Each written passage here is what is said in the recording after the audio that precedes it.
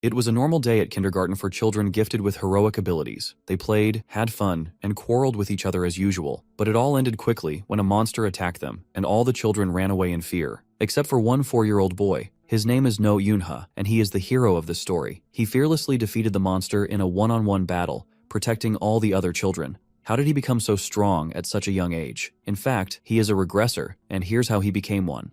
The story begins with a man who is about to become the hero of this tale. Standing in front of him is a monster that he has just slain. He is No Yunha, who is inside one of the world's 8 black dungeons, a place feared by all. No one has ever had the courage to clear this dungeon. This place is called the Abyss. As No moves forward, he sees more monsters appearing in front of him. He swings his sword and cuts down a creature, but before he can catch his breath, a snake-like monster suddenly attacks him, sinking its fangs into his arm. No quickly shakes it off, slamming it to the ground. Taking advantage of the opening, he swiftly decapitates the head, killing it instantly. Just as he thinks the danger is over, he spots another monster lurking nearby.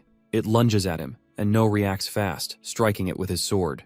But the monster bites down on his blade, snapping it in half. With a powerful swing of its tail, it sends No flying backward. Despite the attack, No doesn't give up.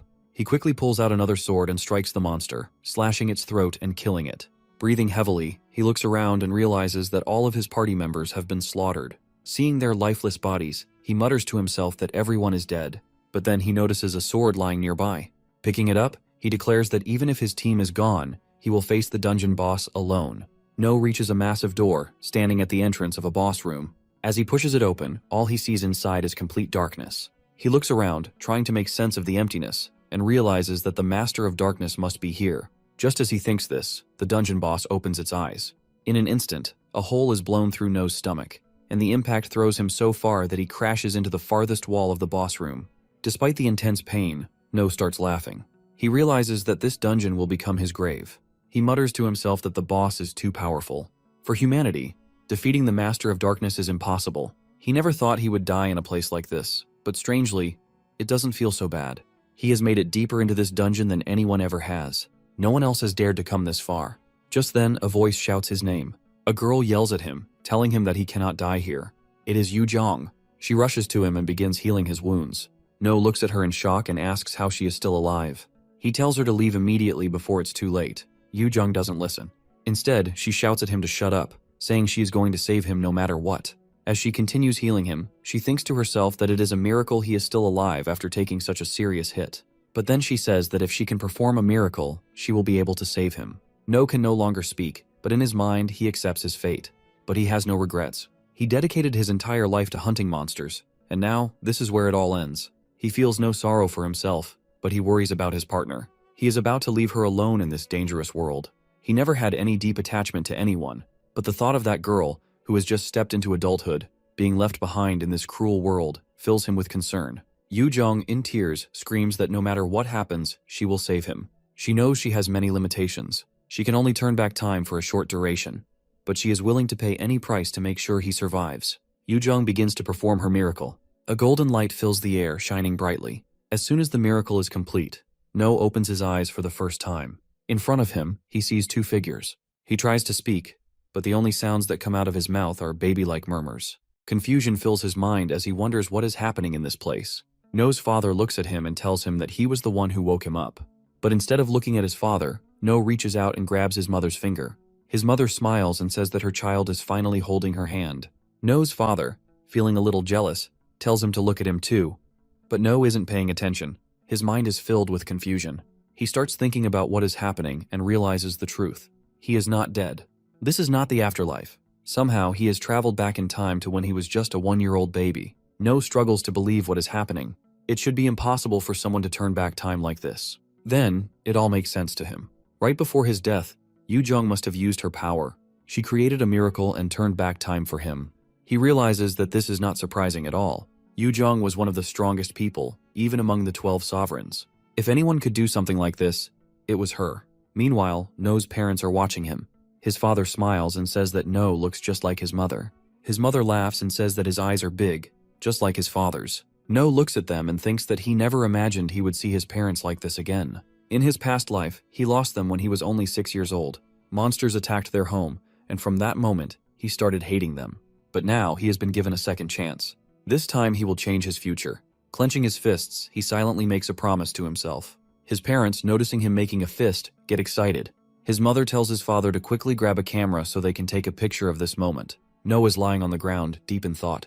He realizes that he has really traveled back in time. He still has all the memories of his previous life, but right now, he is trapped in the body of a baby. At this moment, he is completely helpless. Speaking, walking, and moving on his own are impossible for now.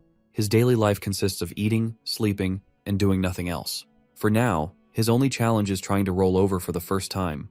Meanwhile, No's sister, Yuna, is shouting at him, telling him to try harder, to flip properly. No looks at her and begins to explain who she is. Her name is Yuna, and she is his older sister. But in his past life, his memories of Yuna are the blurriest. Compared to his parents, he barely remembers her. But there is one memory of her that is still clear in his mind. The day the monsters attacked. The day he lost his parents. That day, Yuna held him tightly and promised to protect him. He still remembers how she hugged him. How she told him she would never let anything happen to him. As he recalls this, No suddenly flips on his own, completing the move without even realizing it. Seeing this, Yuna claps excitedly, cheering for him. She calls him the best little brother ever and pulls him into a tight hug. No is now 9 months old. He has started absorbing mana into his body. He explains that mana is everything. It exists everywhere, sometimes in small amounts, sometimes in large concentrations, but it is always present. In his past life, his body did not have much mana, but this time he is determined to fill his body with it from a young age. Meanwhile, Yuna appears in front of No. No looks at her and starts thinking to himself. He observes that her body seems to hold a lot of natural energy. But this power, as strong as it is, can also be dangerous. If there is too much energy inside a person, it can lead to poisoning. No understands the danger this poses. He knows that before things get worse and more complicated, he needs to help her control this power. As Yuna tries to help him walk, he struggles, but he is determined. She says that she wants him to learn to walk properly. No is now 4 years old. He proudly says that now that he is older, he can walk and talk much better. He also mentions that the time he gets to go outside and explore has increased a lot. No spends time with his sister Yuna. They are outside with a group of children, playing together. Yuna happily greets the kids and tells them that she has brought No along with her today. No stands at the side, watching Yuna interact with everyone. He notices how popular she is among the children and even with the neighbors. Comparing himself to her, he feels like there is no competition, while he is barely noticed. A girl from the group notices No and frowns. She asks him what he is doing there, saying that no one needs him in this place. No responds casually, saying that he was dragged here against his will. He calls her Fat Minji, which makes her instantly angry. She yells at him, reminding him that she has told him many times not to call her that. Her name is Minji, and she wants to be called by her real name. No smirks and tells her that since all she does is eat, he is going to call her Fat Minji. He then tells her to calm down and be quiet. Meanwhile, the children gather and discuss what game to play. One of them excitedly suggests playing cops and robbers since they have so many people today. No looks at them and sighs, thinking about how childish they all are. He doesn't want to play silly games with a bunch of kids. After all, in his mind, he is already 32 plus 4 years old. Just as he is about to refuse, his sister Yuna turns to him with excitement. She happily tells him that this is his first time playing cops and robbers, so she will explain the rules properly. Looking at her bright smile, No thinks to himself that for her sake, he can at least do this much. Later, No and Yuna walk home together, their clothes covered in dirt from playing with the other kids. Yuna looks at their messy clothes and laughs, saying that even though they got dirty, they had a lot of fun, and that's what really matters. No agrees with her. As they continue walking, they notice a dark alley up ahead. From the shadows, a wild dog appears and starts moving toward them. Yuna quickly steps in front of No, telling him to stay behind her. She promises to protect him, but her voice trembles with fear. No sees a glimpse of something familiar. In his past life, he had a memory of Yuna holding on to him, saying the exact same words. But back then, he was helpless and unable to do anything. This time, things will be different. No steps forward, determined to protect Yuna. He refuses to be weak again. As he speaks, a powerful aura begins to rise from his body. The energy surges around him, strong and overwhelming. The wild dog, sensing the immense power, hesitates. Fear starts to creep into its eyes as it realizes that No is no ordinary boy. Meanwhile, No, now frustrated, firmly tells the dog to leave. As soon as the dog hears this, it actually runs away. After that, No finally stops releasing his terrifying mana. Yuna watches in surprise. She looks at No and starts to say something, but before she can finish, No tells her that she doesn't need to worry about him. He assures her that he is much stronger than he looks. Yuna, now excited, eagerly asks No if what he just did was a form of mana control. She begs him to teach her how he did it. Her eyes stay fixed on him, full of curiosity and admiration. No sighs and agrees, saying that he will teach her. Yuna becomes even happier, and No thinks to himself that he had already planned to teach her mana control later, so it doesn't really matter. With a bright smile, Yuna grabs No's hand and starts leading him home, telling him that they should go back. As they walk, No silently thinks to himself that he wants to protect her smile forever. Since coming back through regression, he now knows when the tragic incident with his family will happen. He remembers losing his entire family when he was just 6 years old. But this time, things will be different. He has been given a second chance, and he will do whatever it takes to stop that tragedy from happening again. No begins Yuna's mana training, instructing her to spin a top using only her mana. She tries, but she struggles to maintain control. No watches her attempt and tells her to focus. He explains that she needs to balance the power she is using on the right side by applying the same amount on the left. Only then will the top continue spinning properly. Hearing this, Yuna replies that it is much harder than she expected. No, standing to the side, observes her efforts. He notes that she has an incredible amount of mana, but she is unable to control it properly. He finds it ironic that despite having so much power, she struggles to use it effectively. Yuna, now motivated, declares that she will prove herself. She gathers a huge amount of mana and directs it toward the top. The sudden surge of energy causes the top to spin out of control, flying in random directions. No watches and comments that she still has a long way to go before mastering her abilities. Later, No sits with his family watching TV. While he watches, his mother looks at him and says that next year, when he turns 6, he will have to start kindergarten. No looks at her and replies that he doesn't need to go to kindergarten.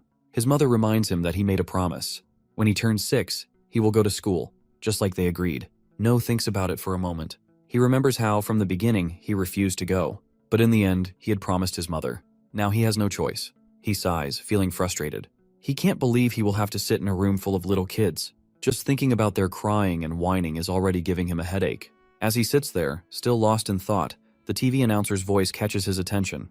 The announcer says that the new year is about to begin in 1 minute. He adds that the start of this new year is very important for all of humanity. He tells everyone to keep their eyes on the screen because something big is about to happen.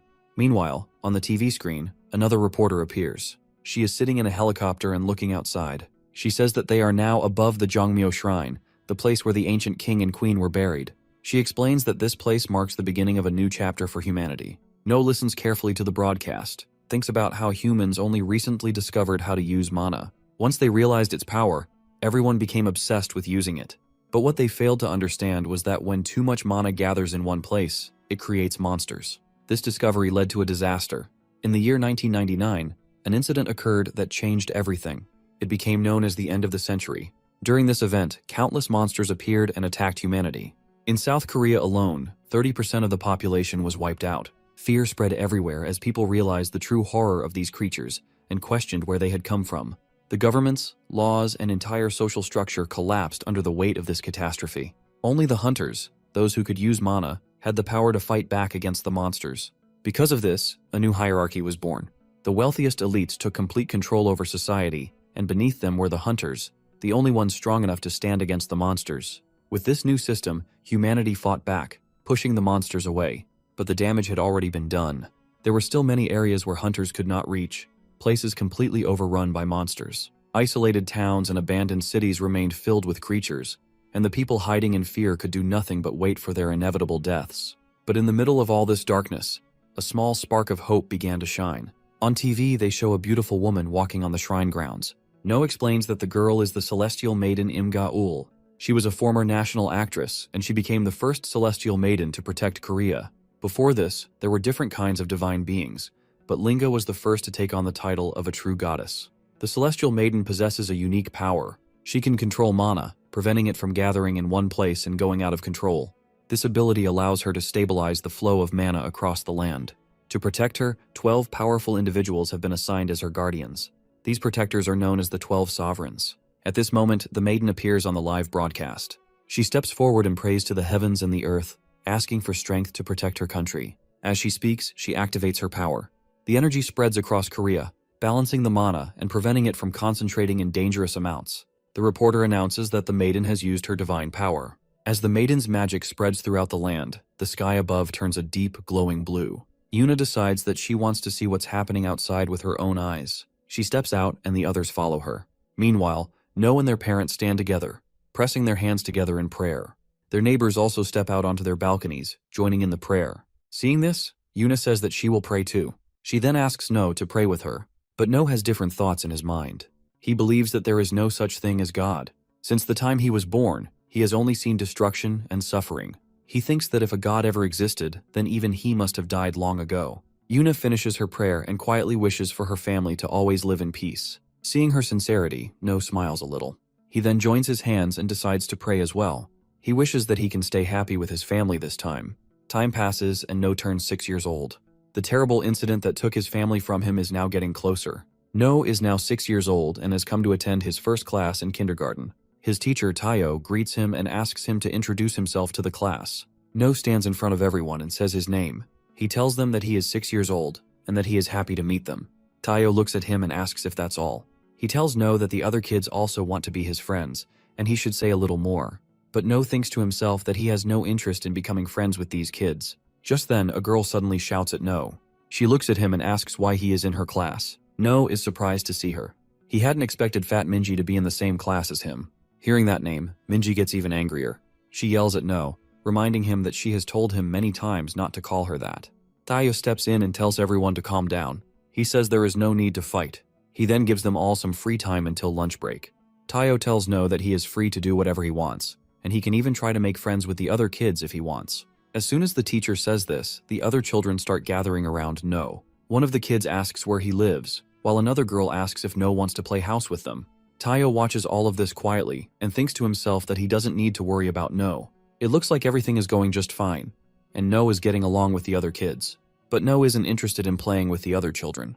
He manages to break free from the group and heads to the library area of the kindergarten. Once he is there, he thinks to himself that he finally escaped the kids and found some peace. No picks up a book and begins reading. As he sits there, a girl nearby notices him and watches him carefully. 3 boys enter the library area. The one in the middle is Choi, while the other 2 remain in the background.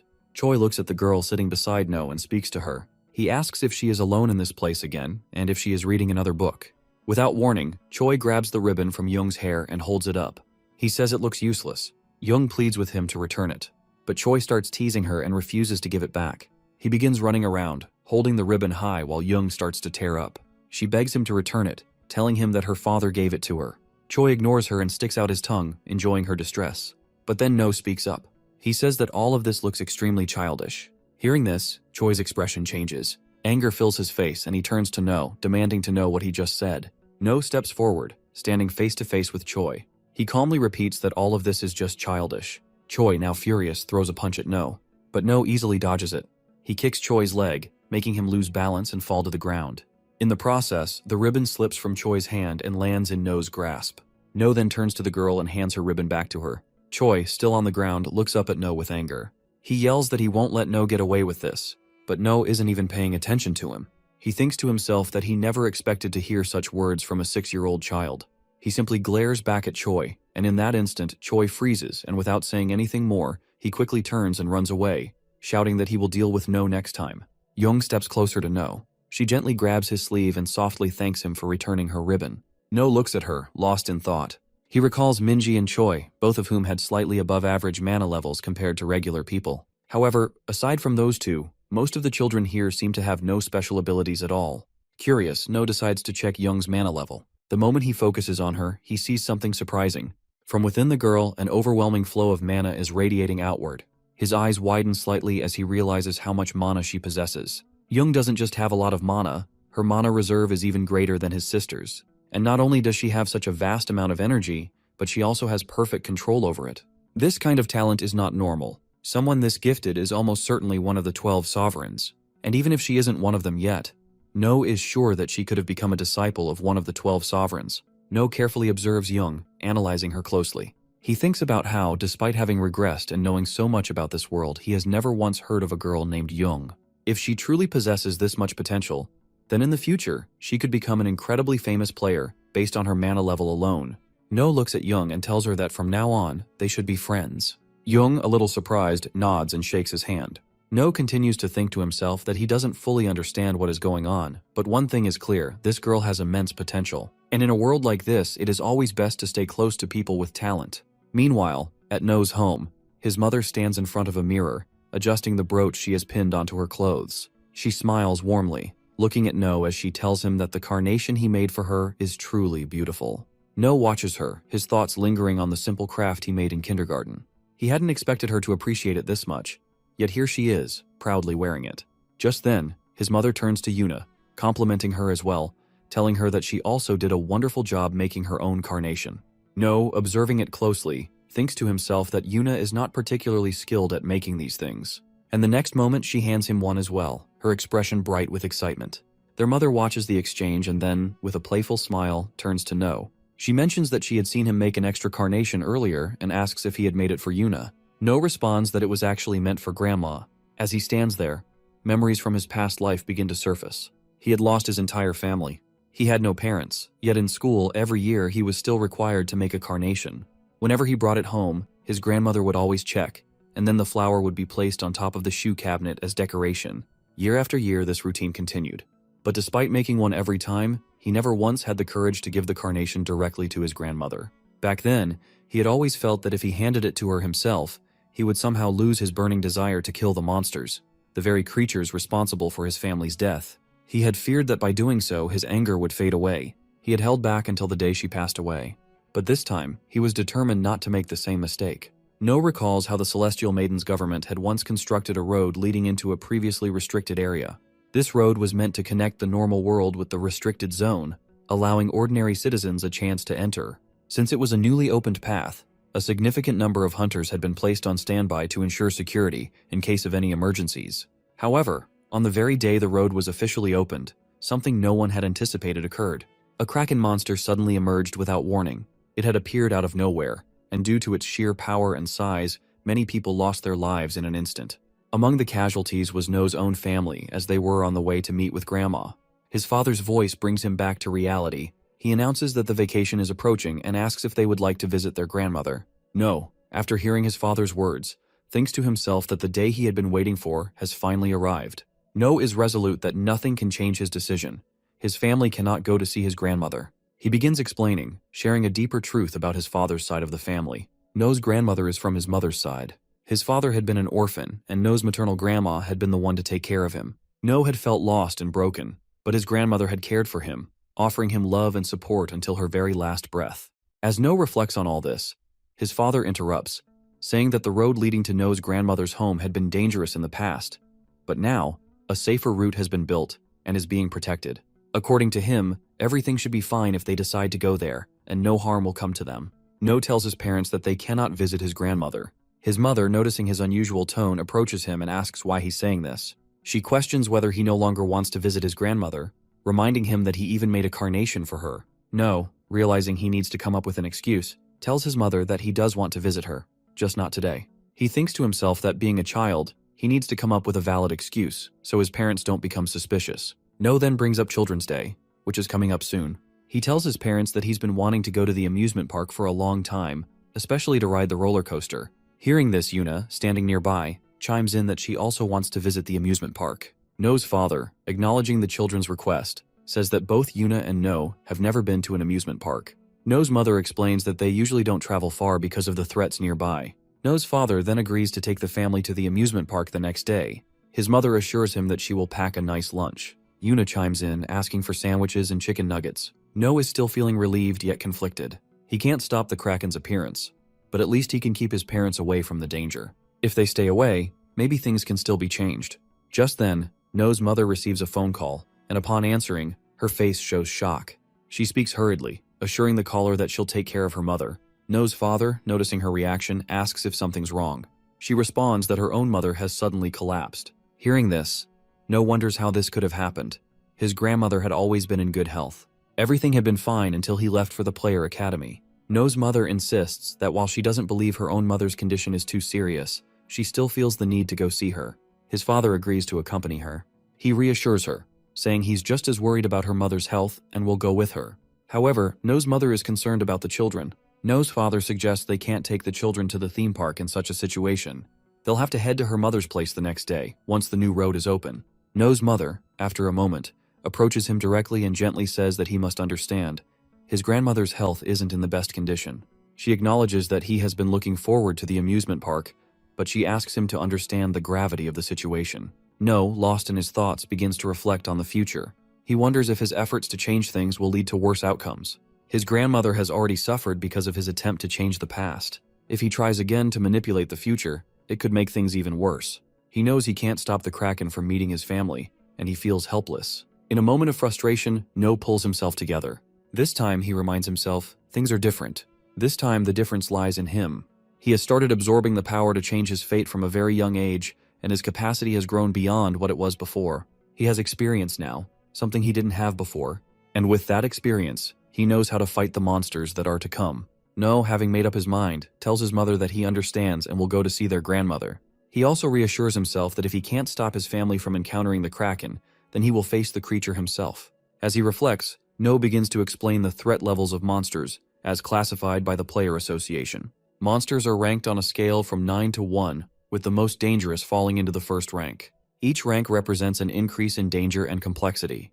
The Kraken is a third-rank monster, powerful, but still a couple tiers below the most dangerous beings. The Tier 1 monster is the one responsible for No's death in the past, a force of destruction that holds immense power. No's readiness for the fight against the Kraken grows stronger as he prepares himself mentally. He knows that while the Kraken is a third-rank monster, it was downgraded due to the increase in power among hunters.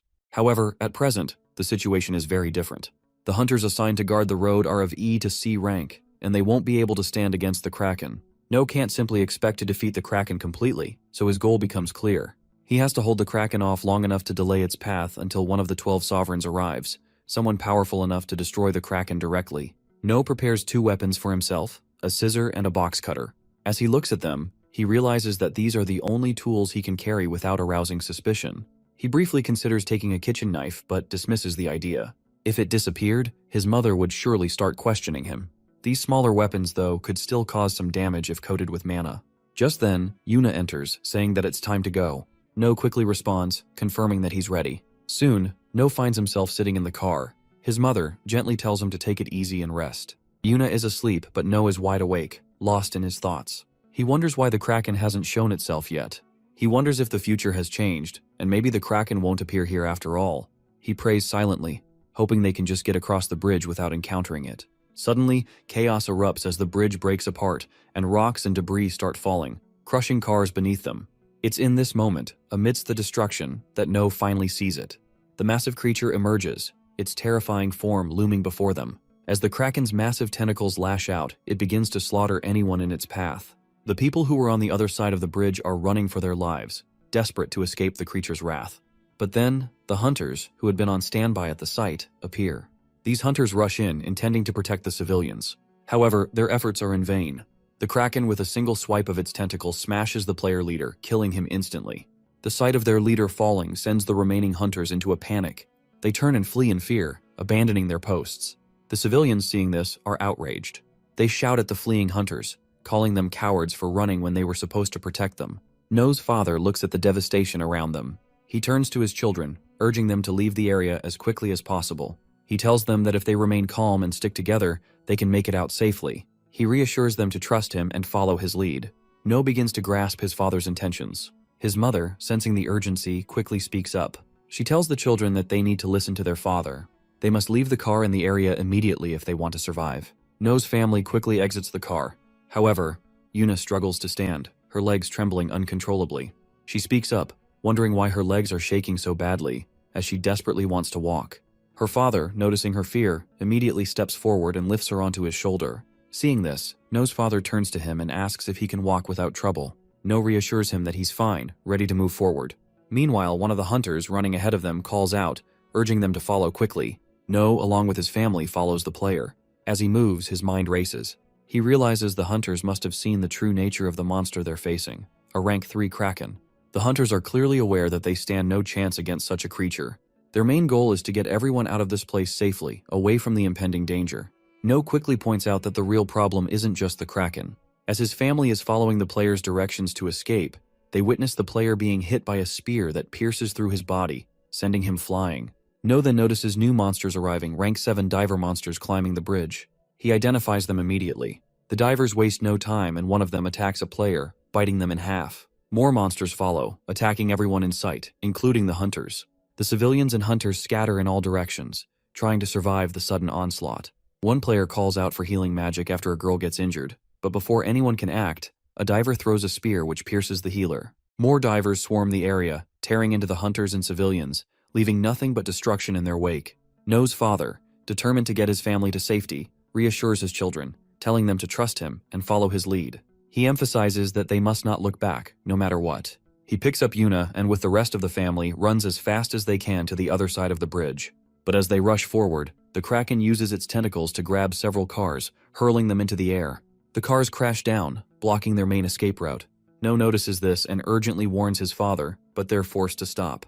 Suddenly, a massive explosion erupts in front of them as the cars detonate, completely blocking the road. Two hunters nearby shout at each other, frustrated, realizing their backup hasn't arrived yet. One of them asks where their reinforcements are, while the other responds that it's too late for that. They now have to face the monsters on their own until backup can get there, if it ever does. No, overhearing the chaos around him, starts reflecting on the last time he experienced something like this. He recalls how it took the 12 sovereigns 30 minutes to arrive the last time. The hunters here aren't as powerful, but they're managing to handle the monsters for now. However, he knows if they can't contain the Kraken, if it's not dealt with soon, they'll be doomed. No pulls himself together. He tells himself that he's prepared for this, that he's ready for the possibility of everything going wrong. He's determined to protect his family, even if it means risking his own life. Reaching into his bag, he pulls out the scissors and cutter. Turning to his parents, he warns them to stay put, not to move until backup arrives. No's father, still unable to comprehend the situation, listens as No calmly explains that the hunters can protect them for now. No's mind is already racing through worst-case scenarios, knowing that he must leave Yuna behind to face the monsters if things go south. He reassures his father that Yuna can handle herself if it comes to that. Without wasting another moment, No begins running towards the Kraken, activating his Heavenly Steps technique. The technique boosts his speed drastically, but as he pushes forward, No begins to feel the strain on his body. He recalls using this technique in his past life with ease, but now, in this smaller body, it's much harder to maintain. Despite the strain, No's determination keeps him going. He knows he's not built for this, but he's prepared to push his limits to reach the Kraken. No moves quickly toward the Kraken, despite warnings from the people around him telling him to stay away from the dangerous area. As he advances, several diver monsters appear in his path. No takes out his cutter now coated with magic, slashing at the first diver's throat, killing it instantly. Another diver lunges at him, but he kicks it back, then swiftly cuts its throat as well. A third diver charges him, but he slashes it down just as quickly. However, a fourth one manages to land a kick, sending No stumbling back, though he remains determined.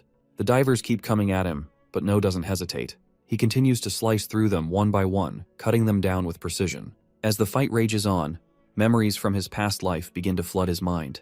He recalls his past title, one from a life long gone, one where he had been an undead warrior. With each strike, it feels as though he's becoming that being once again. The memories of his past life fuel his strength, and he continues to fight with relentless force, cutting through the monsters as if driven by an unstoppable urge. As No lands on the ground, a diver appears beneath the car beside him. Before it can attack, No leaps up and lands hard on its head, taking down the creature. Another diver throws a spear at No. He narrowly dodges, rushing forward and striking down the diver before it can land another hit. In the chaos, No notices that his cutter is broken. Frustrated, he quickly pulls out his scissors, realizing that they've also split into two pieces. Running toward the Kraken, he uses his Heavenly Step to close the distance. Finally, he stands face to face with the Kraken. As the Kraken hurls a car at No, he narrowly dodges it. In a swift motion, he climbs up one of its massive tentacles and heads straight for the Kraken's face. He grips his scissors tightly and plunges them into the creature, angrily scraping and cutting at its skin. The Kraken thrashes, but No doesn't stop, continuing to stab and slash with all his might.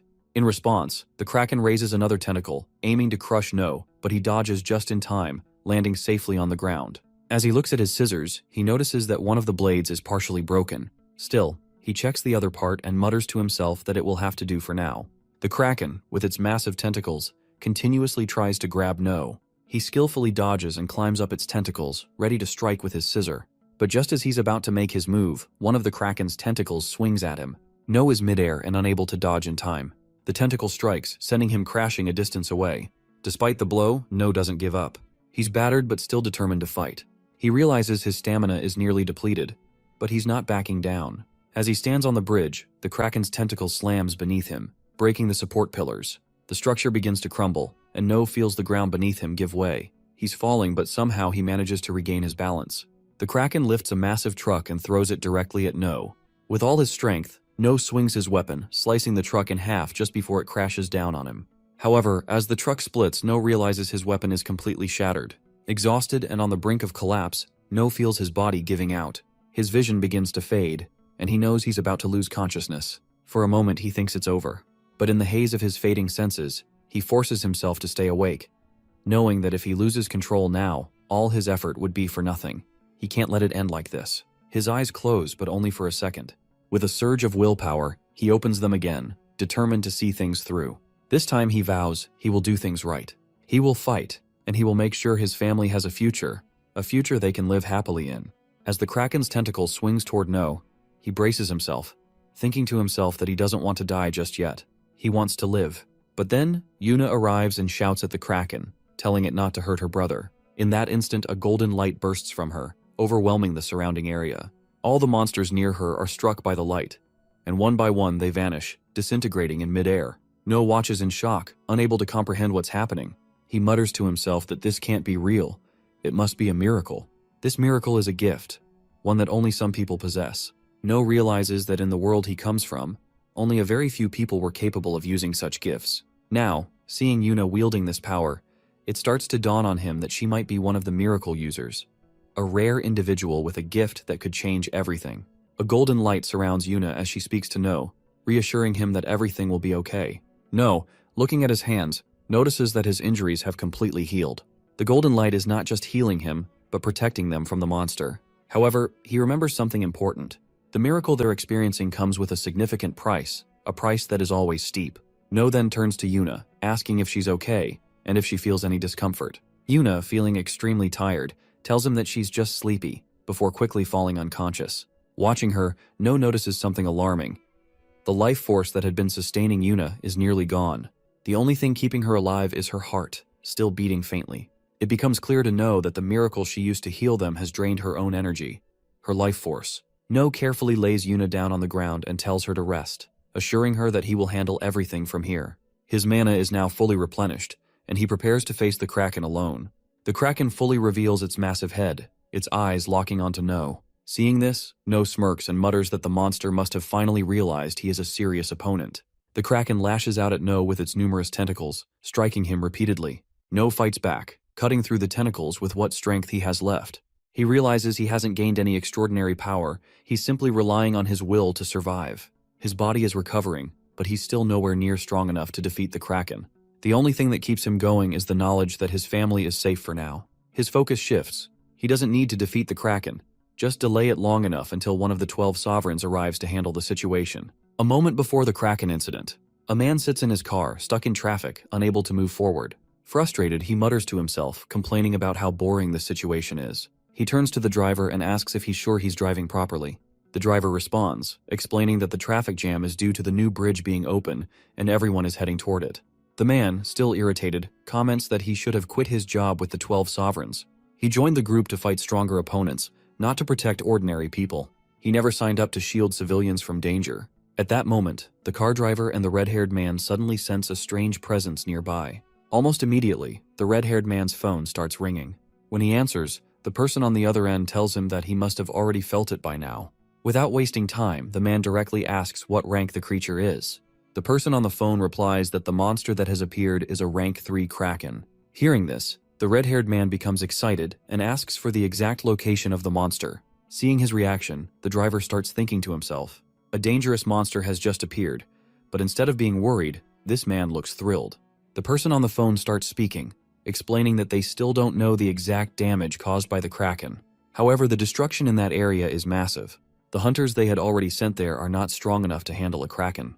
They reassure him not to worry and promise to pick him up soon. Meanwhile, the man steps out of his car and stretches his legs. He looks toward the destination where the monster has appeared and decides to run there himself. The man pulls out a sword from the car. Seeing this, the driver questions him, asking if he really plans to go on foot. He reminds him that the place is 2 hours away from here. But the man confidently responds that he only needs 30 minutes. As soon as he says this, he strengthens his body and takes off at incredible speed. In an instant, he disappears into the distance. The driver watches in shock and then smirks, saying that this is exactly what he expected from the clan lord. He notes that their leader is always eager to fight against powerful opponents. This man is none other than Flame Demon, Kang, the leader of the Blaze clan. Kang has been running for 30 minutes straight, and finally he reaches the place where the Kraken is. Along the way, he kills the monsters that come in his path. But then he notices something, the use of Yuna's miracle. Seeing such a powerful mana presence, he immediately realizes that no ordinary player in this area could have cast it. This means there is someone new here, someone powerful. Meanwhile, No is standing before the Kraken. But before the monster can strike, Kang arrives just in time and slices off one of the Kraken's tentacles. No sees him and instantly recognizes him as Flame Demon Kang, one of the 12 sovereigns. The Kraken, now injured, quickly dives into the water to extinguish the flames on its body. No explains that Kang's gift is flame manifestation, which allows him to control fire. That is why he is called the Flame Demon. Kang then looks at Yuna and No, observing them carefully. He notices the mana flowing around Yuna, and wonders if she is the one who cast the magic he sensed earlier. He also realizes that she has lost consciousness, likely because she used up all her mana. No, on the other hand, has been protecting her from the Kraken all this time. Kang thinks to himself that these two kids are incredibly strong. He feels excited, wondering just how much they will grow as hunters in the future. Then he speaks to No, telling him not to be so afraid. He has no intention of fighting them, at least not right now. He is here for only one reason, to kill the Kraken. He tells the children to stay back because the Kraken is about to rise from the water again. No was already familiar with Kang before his regression. That day, Kang tells No that he knows his reputation has grown a lot recently. No, however, directly tells Kang that he doesn't care about what Kang wants. Kang replies that he just wanted to see if the rumors about No being strong are true. Kang challenges No to fight him if he's as strong as they say. No tells Kang he's not interested in fighting him. He wants Kang to get out of his way, but Kang insists that if No wants to move forward, he must fight him first. No reluctantly agrees and the two begin their fight. No explains that Kang always tried to fight him in his past life. Every time there was an opportunity, Kang would challenge him. No matter what, No could never defeat Kang. The more they fought, the stronger Kang became. No describes Kang as a monster, born only to fight. Meanwhile, the Kraken destroys another support pillar of the bridge. The destruction causes the bridge to begin collapsing. Kang, however, is thinking that he can't fight Kraken while trying to protect these kids. Suddenly, a girl appears above them on a helicopter. She activates her magic, creating temporary pillars below the bridge. Kang watches closely, impressed by her impeccable timing. The girl is one of the 12 sovereigns, Hiram, and she scolds him for calling her Holy Mother repeatedly. Hiram tells Kang that she already warned him not to rush into situations like this. She had planned to pick him up by helicopter, but here he is doing things his own way. Kang simply replies that he had to come here, and it didn't matter what she had planned.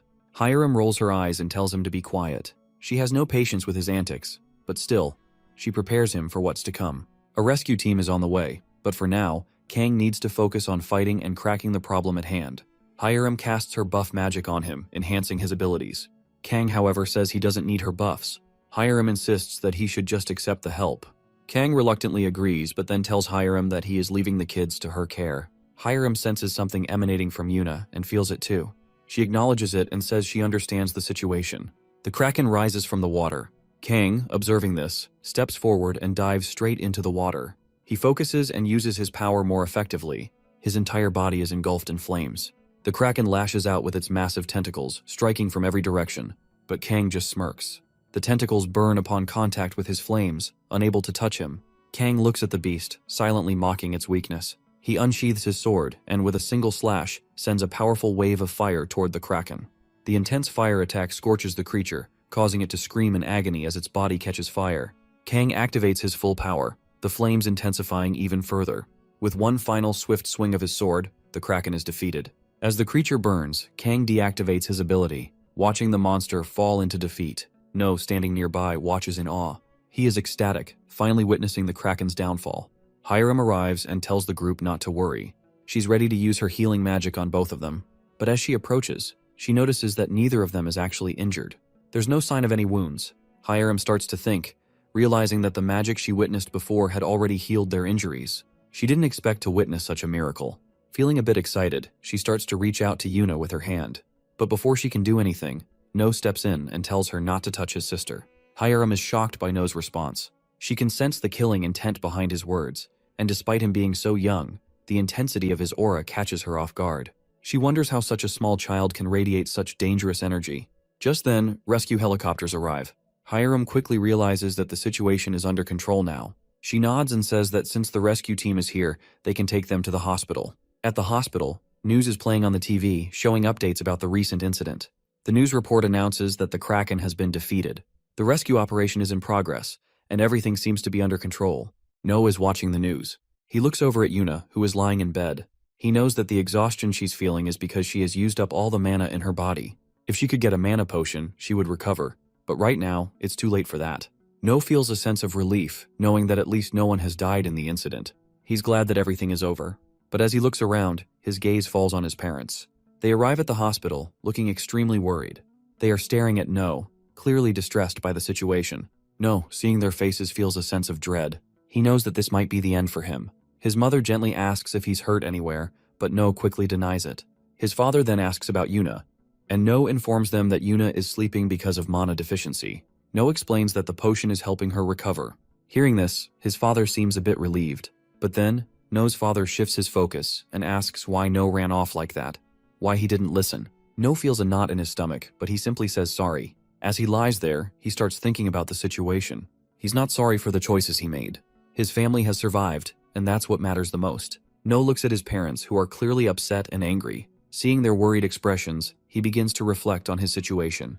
He realizes they aren't concerned about his actions or the outcome. They're simply asking why he put himself in such danger. The thought of losing someone close to him, someone like family, fills him with dread. But he understands that his parents' concern is genuine. They care deeply, and he hadn't given enough thought to their feelings before. With a heavy heart, No starts to cry and tells them that he was wrong. He admits his mistake and promises he won't do it again. Seeing him like this, his mother pulls him into a tight embrace, her arms comforting him. His father joins in, holding both of them close. They tell him not to make the same mistakes again.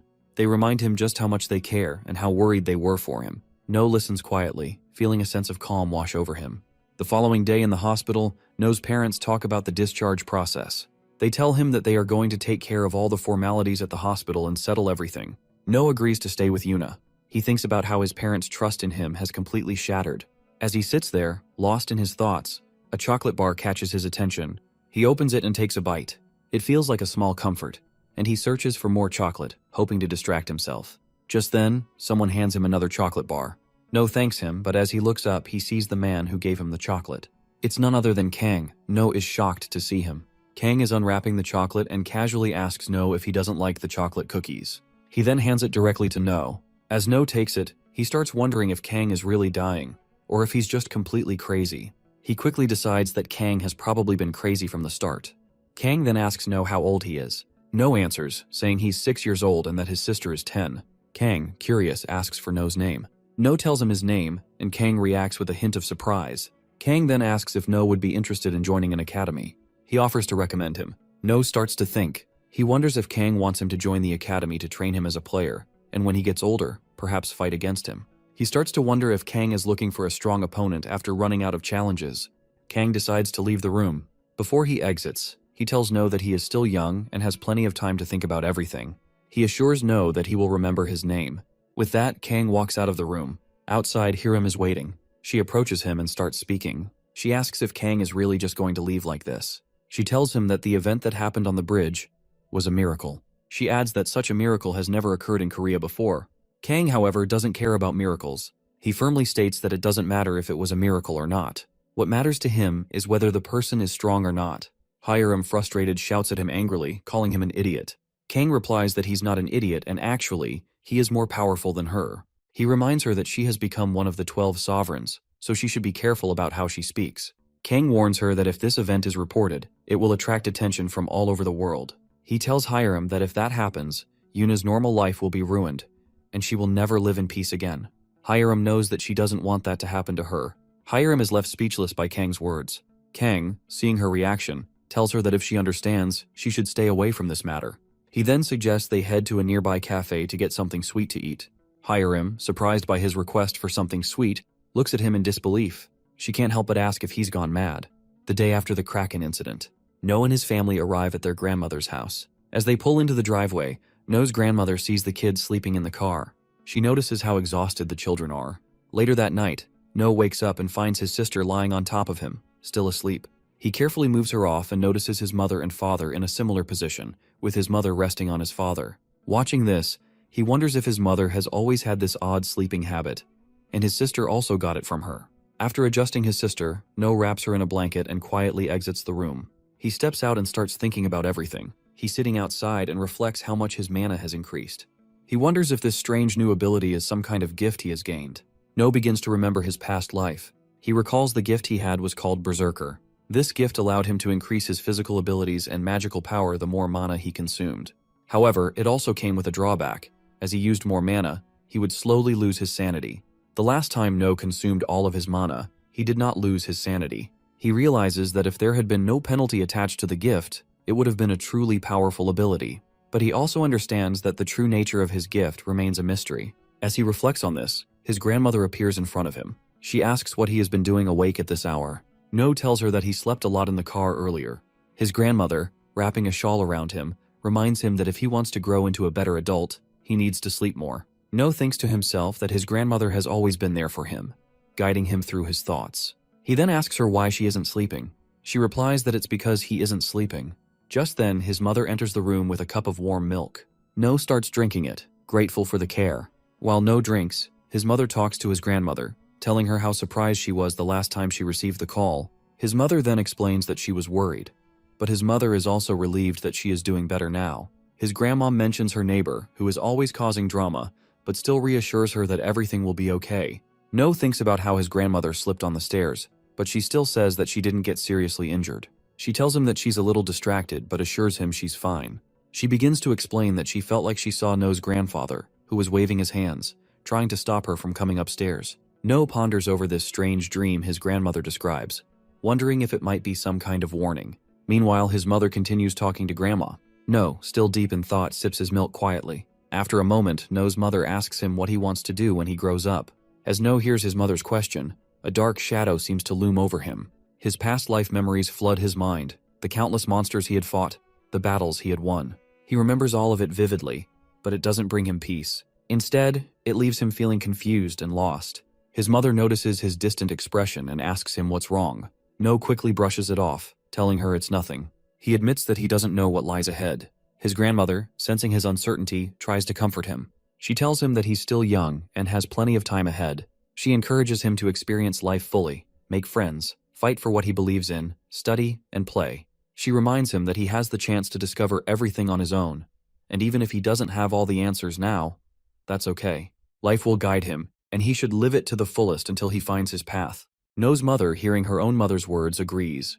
She hugs No, assuring him that his time is in his hands. She believes in him completely. She tells him that his name, No Yun-ha, comes from the universe itself, and with that name, he has endless potential. Whatever he wants to do, he can do it. She will always support him no matter what. His grandmother, nodding in agreement, adds that she too will always stand by him. Yuna arrives and mentions that she wants some milk too. No remembers something and quickly hands over the carnation he had made in class to his grandmother. She smiles, thanking him, and tells him she'll proudly display it on top of the shoe shelf, showing it off to everyone. No feels a sense of warmth knowing he's created something meaningful for her. As he watches his grandmother, No reflects on the wonderful memories he's about to make in this life. He feels grateful for having such a supportive family. His grandmother's happiness fills him with contentment as he silently thanks her for all the love she's given him. A few days later, No's parents share some exciting news with him. They're going to have another child. No's mother explains that they'll soon be welcoming a new sibling into the family. Yuna, overhearing the conversation, is thrilled at the news and eagerly talks about how excited she is to have another sibling. No's mother notices that he seems unusually quiet and approaches him, asking if something's wrong. No, however, is overwhelmed with happiness. He smiles through tears and thanks her. He tells her that this moment is the best thing that has ever happened to him. Hearing this, his father chuckles and teasingly says that if others saw No like this, they'd think No is the real father. A year later, No is now 7 years old, and he is playing in kindergarten, surrounded by a few girls. Their laughter fills the air as No is stuck pretending to be a dog while the girls come and pet him. No starts to get annoyed but tries to go with it and stay calm. Among the girls, there's Minji, who stands away from others. She taunts him, asking why others are calling him cute. She even says they should get rid of it. Hearing this, No's anger starts to rise. He knows that Minji always tries to provoke him. Her attitude irritates him, and he stares at her with growing frustration. Minji, sensing his irritation, taunts him further, asking if he wants her to tell the teacher what he's been doing.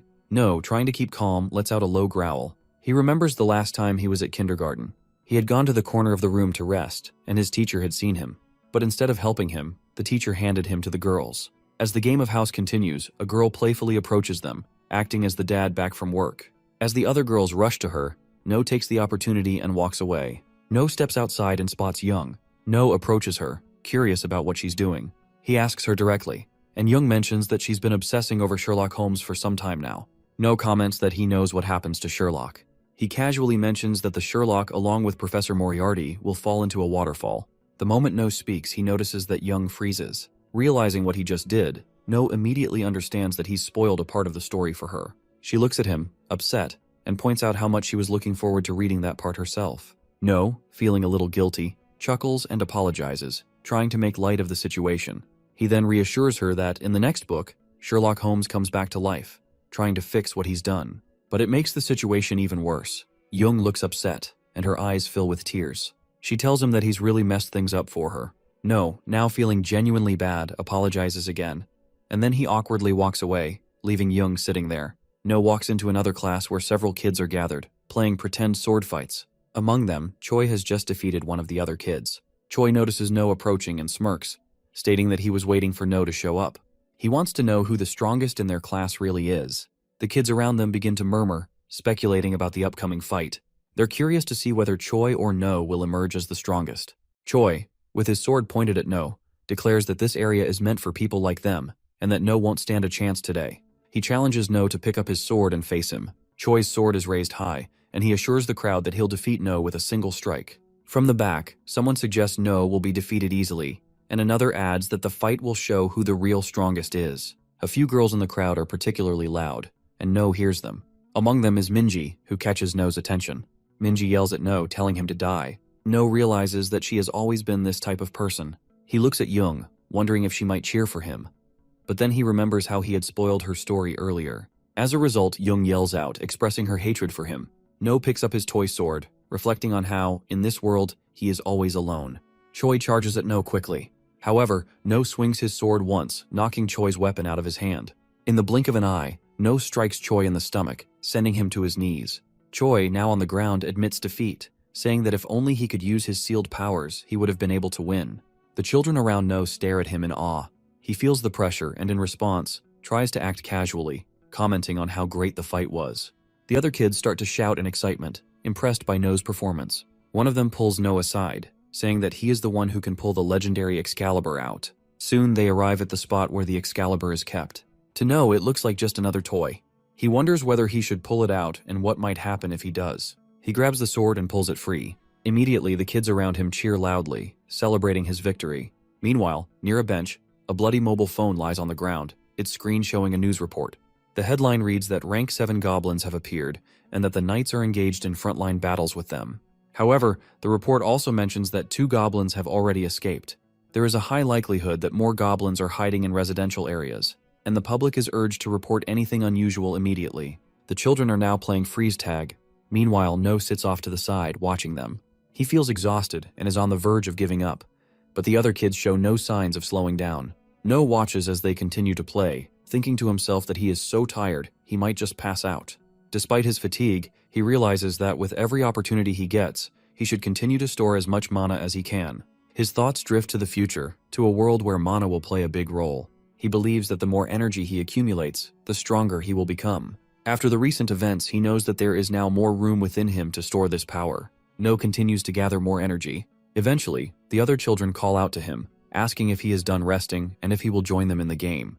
Their teacher appears, bringing ice cream for the kids. The children excitedly rush to choose their flavors, talking about which one they want as they gather around. No grabs his ice cream and notices that Minji grabbed the exact same one. Both of them start tugging at the ice cream, insisting that the other should let go. No tells Minji that it's his ice cream, while Minji argues that she grabbed it first. They continue bickering in front of their teacher, who, frustrated with their fight, takes the ice cream from them. The teacher scolds them, telling them that they shouldn't fight over their ice cream with friends. Then, the teacher splits the ice cream in half and suggests that they should share it instead. No and Minji, still not quite happy about the situation, decide to play rock, paper, scissors to settle the matter. No declares that the winner will take all, but their teacher intervenes again, reminding them that they should share instead. Both No and Minji agree reluctantly. Just then, Young walks over, asking the teacher where Choi is. The teacher admits that he does not know for sure but suggests that Choi might be in the garden. Minji chimes in, explaining that Choi is probably there, swinging his sword around as usual. Minji turns to Young and asks why she wants to take Choi's ice cream to him. If he wanted it, he would come here himself. Young hesitates, saying that it just doesn't feel right that everyone is enjoying their ice cream together while Choi is alone. The teacher, overhearing their conversation, suggests that Young should take it to him if she is so concerned. Without another word, Young takes the ice cream and heads toward Choi. Meanwhile, the other kids gather again, ready to play another round of freeze tag. Minji walks up to No and tells him that he should join them. No refuses, uninterested. Minji warns him that if he keeps acting like this, no one will want to play with him. No shrugs and asks why she even cares so much. He tells her to go play with the others. Minji tells him that his sister Yuna asked her to make sure he played with the other kids. No immediately understands his sister is way too overprotective of him. The game begins, and the kids play rock, paper, scissors to decide who will be it. No ends up being chosen as the one who has to tag the others. He immediately targets Minji first, running toward her, but Minji freezes in place before he can touch her. Not giving up, No quickly tags another kid instead. Just as Minji unfreezes, he manages to dodge her and slips past while tagging her. Minji is furious, realizing that No has outsmarted her. With anger building up, she decides to go after him first. She charges him, but just as she's about to catch him, No feels something and stops. Standing still, he seems lost in thought. Minji, confused by his sudden pause, asks him why he's standing there, but No doesn't respond. Instead, his mind is focused on the strange feeling. At that moment, the door bursts open and the rank 7 goblin monster appears in front of them. It quickly advances, attacking one of the girls. Before the goblin can strike, No acts swiftly. He uses his mana beam ability to disarm the goblin, knocking the axe out of its hand. The goblin, now fully enraged, shifts its attention to No and begins to charge at him, swinging its axe wildly. No, with quick reflexes, dodges each strike. His mind races, considering his options. He notices the ice cream stick still clutched in its hand and realizes he could use it as a medium to channel his power, taking down the goblin in an instant.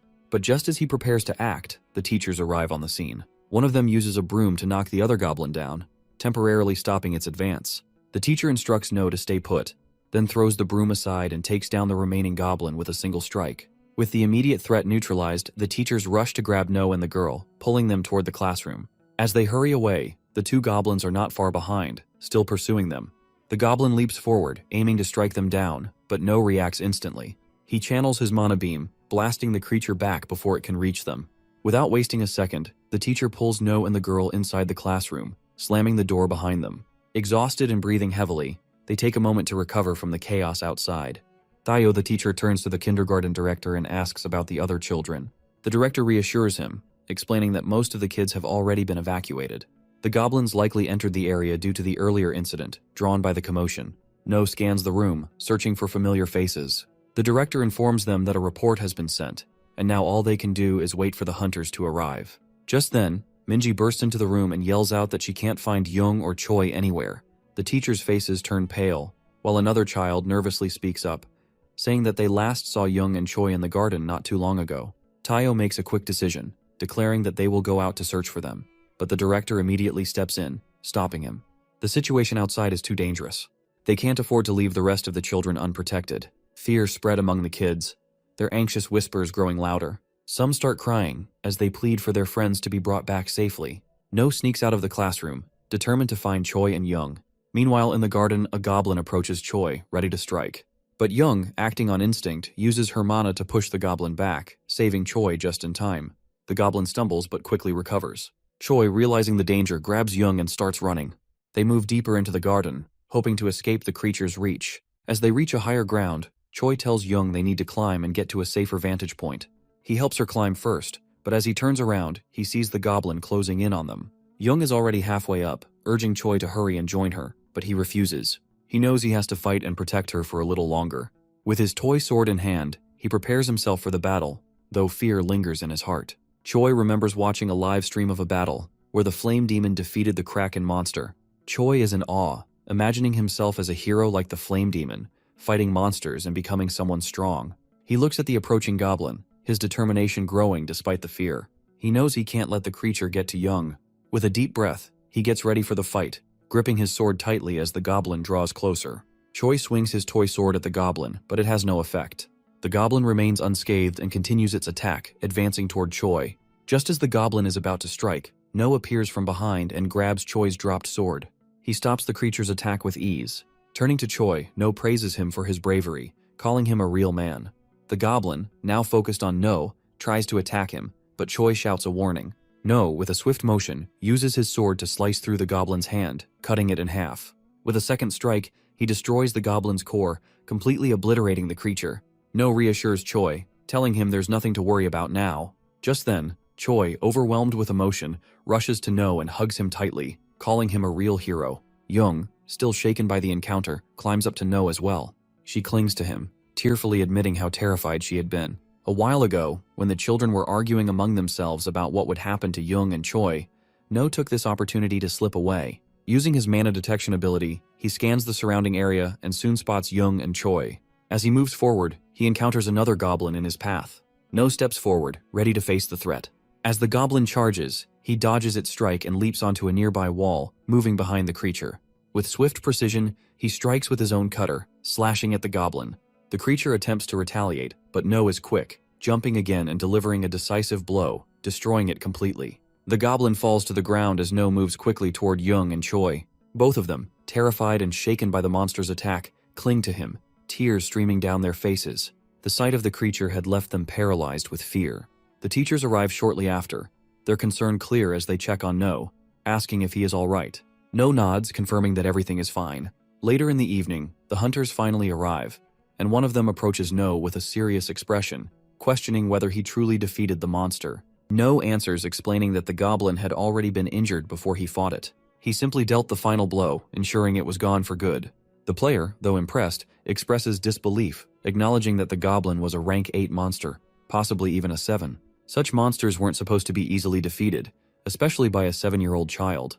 No thinks to himself that to defeat a monster like this, he needs a weapon that can destroy its core from the inside, something enhanced by mana and capable of delivering a strong physical attack.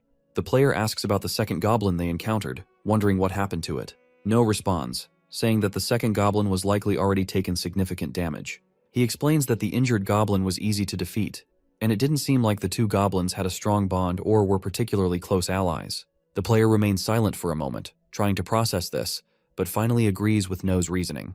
The ministers responsible for the area where the incident took place are giving a speech in front of the press. They apologize for the chaos and promise to ensure such an event will never happen again at the kindergarten. They declare No as the hero of the day, and he is awarded a certificate in recognition of his actions. His classmates cheer for him, applauding his bravery.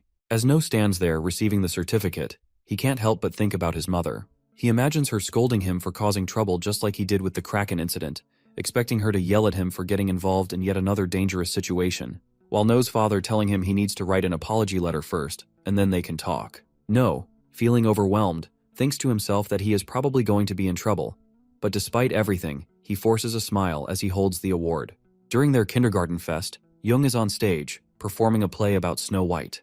The teachers narrate over the scene, explaining that a long time ago, there was a princess named Snow White, whose face was as pale as snow and whose beauty was unmatched.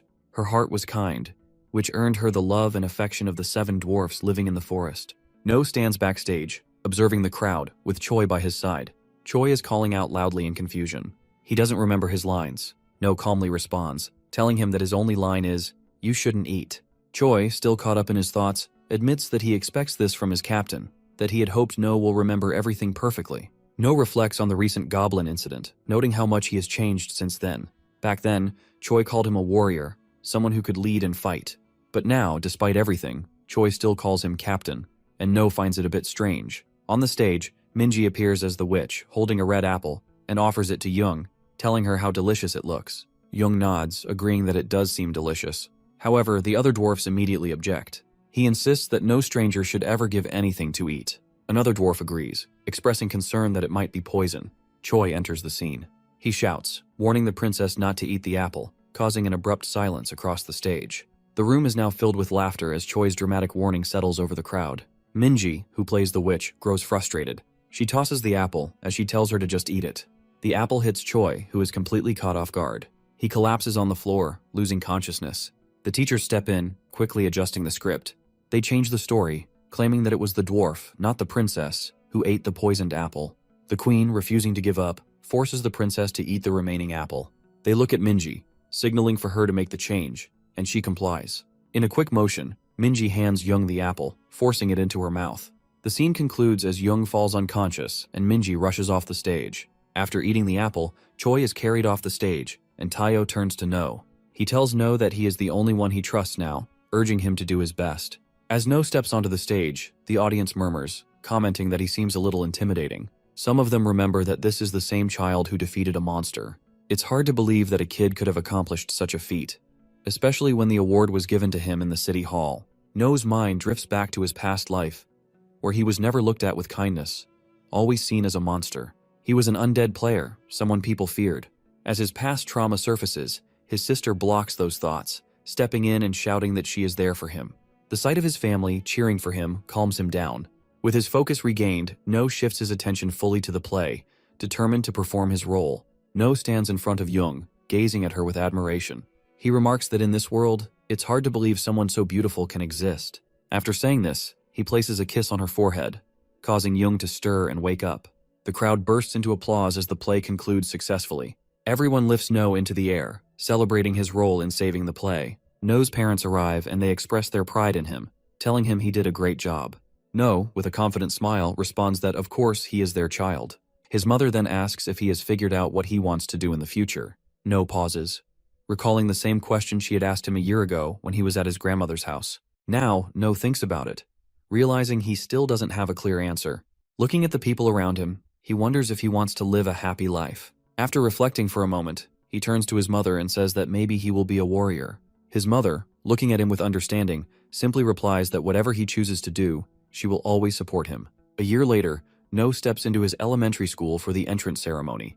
The new principal is giving a speech. No, now in his third year, stands quietly, and Minji watches him with a yawn, clearly uninterested. A bit of banter ensues between them. Choi, on the other hand, is excited, chatting away with the others. The entrance ceremony eventually concludes. Later in their classroom, students start introducing themselves. Minji begins, sharing that she had attended the Doan kindergarten and talks about herself. The teacher, Gina, cuts her off, saying that's enough for now. Minji, respecting the teacher's request, quiets down and finishes her introduction. Everyone in the class breathes a sigh of relief. Now it's No's turn. Ms. Gina calls on him to introduce himself. No introduces himself to the class, stating his name and mentioning that he used to go to the Doan kindergarten. Ms. Gina, sensing his pause, asks if that's all. No simply nods and says yes. With a small sigh, Ms. Gina moves on and calls on Young. Young stands up nervously, her hands trembling slightly. She begins, stuttering a bit as she introduces herself. No remembers the day they all went to Young's house. All her friends are gathered, excitedly chatting outside. Her father, noticing the buzz, asks them if they had a tough time getting there. He offers to make them a nice lunch and asks if they would like a drink. No notices Young's father and has a strange feeling of familiarity. He wonders where he's seen that face before. The other kids are busy asking for snacks and drinks. Some want chocolate, others prefer mango juice. But when Young's father turns to No, he asks what he would like. No, still a bit distracted, almost about to ask for a cup of coffee. He realizes he is still a kid and asks for a banana shake. Young's father brings lunch for everyone, placing a variety of dishes in front of them. The food looks delicious, and one of them immediately starts eating, commenting on how tasty it is. The others follow suit, all praising the meal. Minji and Choi are caught up in their usual bickering, but No remains quiet, observing them. No wonders what's so special about the food that everyone is raving about. When he finally tries it, he's taken aback by the taste. As soon as the food enters his body, he feels an odd sensation. It's as if his body is being restored, as though something inside him is healing. He realizes that all this food is acting as a potion, an elixir that helps restore mana.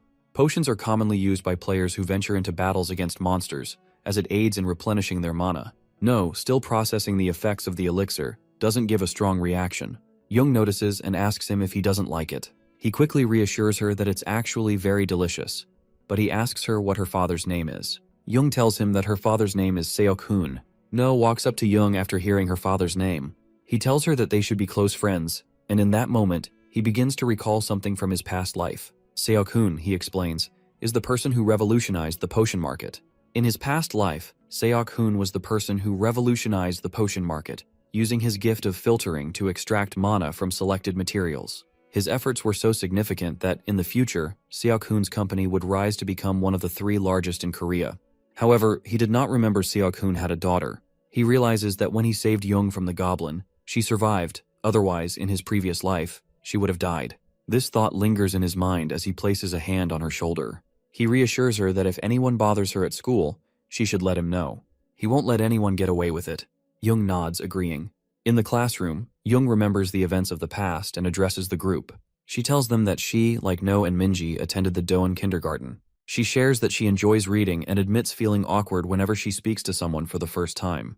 Despite this, she encourages everyone to come talk to her. After introducing herself, she takes a seat, hoping to connect with her new classmates. Gina announces that the next student is Siona. As Siona stands up, it's clear that she's different.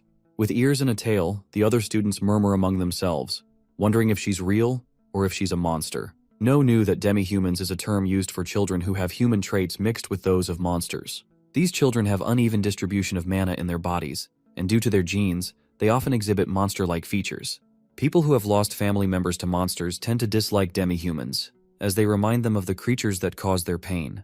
Siona introduces herself, saying her name and mentioning that she didn't attend kindergarten. She nervously urges everyone to get along. One of the children nearby whispers that their mother told them not to go near her. They don't understand why, but they remember the warning. Now it's Choi's turn. As soon as Gina announces Choi's name, he stands up confidently and introduces himself, stating that he loves to swing his sword and that he is learning from the boss about mana. Hearing this, a child asks what he means by boss. Choi, with a proud grin, points to No sitting nearby and explains that No is the boss of their class and the strongest among them. He adds that no one should underestimate him. Choi continues, hyping up No by chanting, "Boss is the best," while others watch in amusement. Gina, however, quickly intervenes, telling Choi to sit down and behave. She then turns to No, asking him to stay after class, as she needs to meet with his parents. No soon realizes the problem. Meanwhile, Choi continues chanting, "Boss is the best," which makes No even more irritated.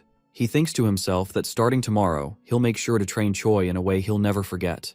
The first day of school is over and lunch has begun. No, carrying his food, walks toward his friends, lost in thought.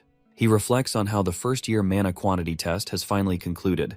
Choi and Siona's mana levels are higher than average, while Young's mana measurement didn't register, so it was recorded as average due to what No assumes must be some error.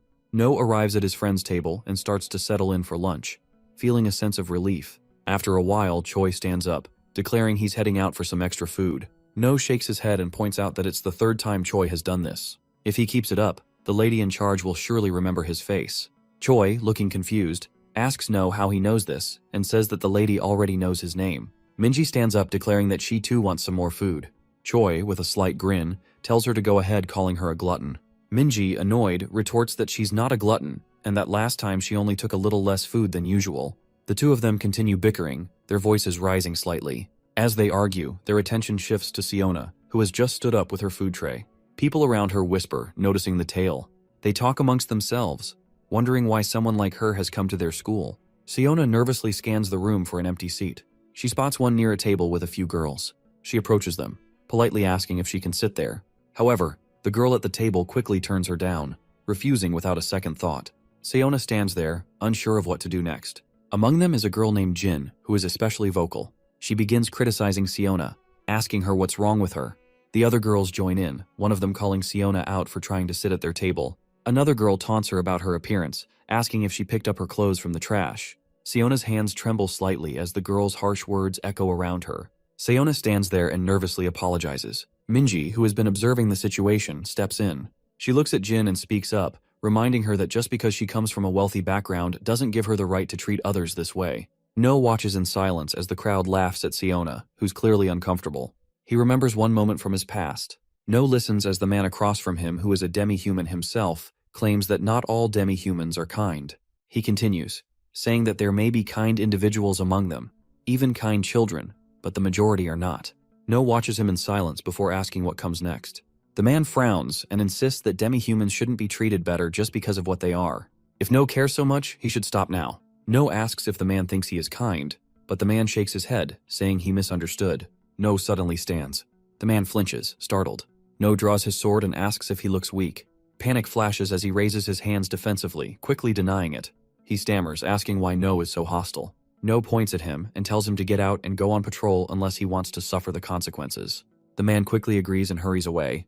Deep within the abyss, someone cuts down a monster. The demi-human comments on the monster's strength, like all the others in this cursed place. Looking down, he suddenly freezes in horror as the creature counterattacks. A sharp limb slashes across his chest. The monster glares aggressively, preparing for another strike. No dashes forward, swinging his sword, slashing through the bug creature. The beast is sent flying but quickly retaliates. No dodges, gripping his sword tightly. He moves in, delivering a final, fatal blow. The demi-human, Parang, collapses as he calls out to him. No rushes to him, lifting him onto his back. Parang weakly tells him to move ahead, he has come too far, and this is no time to hesitate. A girl holding a staff runs over, but before No can ask for help, Parang interrupts. The girl bites her lips, watching in horror. Parang reminds No that he knows these wounds well. His breathing is ragged as he says that the reason they die is to keep killing more monsters. No clenches his jaw and asks for Parang's last words. He asks if No remembers what he said, that not all demi-humans are good, and he shouldn't be treated differently just because of what he is. Parang grits his teeth, saying there are more bad demi-humans in the world than No realizes. But he still should not turn them all away. Parang's voice weakens. He says that in the end, he was no different from the rest. His hand falls limp, and the last words he utters are that he is truly evil. No stares at his friend's lifeless body, his hands tightening into fists. No is still confused about why he remembered that moment from his past, but he knows what he must do now. He stands up and walks towards Siona, taking her plate from her and telling her there's an empty seat. Surprised, Siona hesitates but then quickly pulls her hand back, apologizing. No reassures her, saying it's fine, and they walk away. Siona, still uneasy, thanks him but warns that helping her might not be good for him. No dismisses her concern. Jin watches them leave and asks her which kindergarten they are from. Another girl chimes in, mentioning that it's indeed the same kindergarten, and suggests they could gather information on No and his friends if needed. Jin says she can already tell from the way No has brought Siona to his table, including her and his friend circle, that No is from a much lower status. Siona is introduced to everyone around the table, and Jung offers her a drink, welcoming her as a friend. No's group of friends seems pleased with the new addition. Siona drinks the tea Jung gave her, still slightly teary. Later, the group goes to the playground. No tells them he's going to teach them how to suppress their mana and hide their presence. Siona admits she doesn't know how to control her mana. No reassures her, saying she knows how to hide her energy. He then instructs the group to practice by hiding their presence in the open area of the playground, without using the buildings for cover. The game of hide-and-seek begins. No counts to 100 while the others hide. Once he finishes counting, he starts searching for them. He quickly finds Choi, Minji, and Yuna with ease. He realizes that Siona and Jung are the only ones left. Jung does a great job hiding her presence. No can't feel her at all. He decides to find Siona first. While searching, No hears some rustling from behind a bush. He rushes toward it, but when he checks, no one is there. Siona has already sprinted away. No chases after her, calling her name, but she keeps running. He tries to catch her, but Siona leaps away, telling him she won't stop until he catches her with his own hands. No sees that the three who were caught are watching him. Minji, Yuna, and Choi are ready to make their move. They know No has already caught them, and now they're running in the opposite direction. No, frustrated, chases after them. He's determined to catch them all. Meanwhile, Jung enters a building. She hides her presence, making sure no one can sense her. She's about to leave the building, but stops when she notices a stack of books in a room. Intrigued, she enters. The room is filled with books. Her eyes fall on a red book that catches her attention.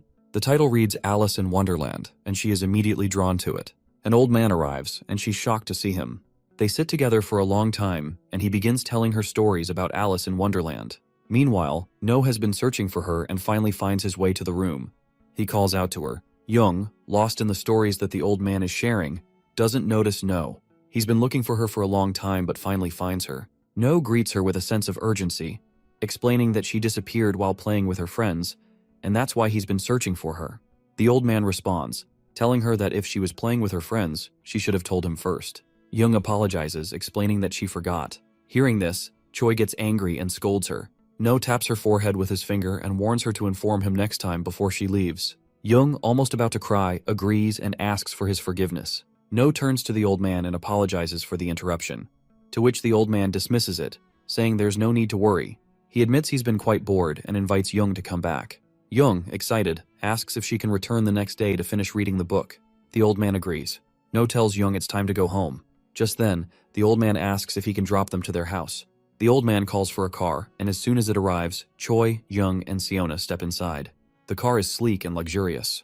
Watching it leave, No mutters that he has never been in such an expensive car before, and admits that he's a little jealous. Few days later at school, teacher Gina suddenly announces that she is putting No's name forward as a candidate for class president. No immediately asks why she is writing his name. Before he can argue, Minji informs him that someone nominated his name. Confused, he asks who said that, and Minji gestures toward Choi. No turns furious but decides to do something about Choi later. Choi tries to back out, but the teacher informs the class that No is the only candidate for class president this semester. She then asks if anyone else would like to nominate themselves, but no one speaks up.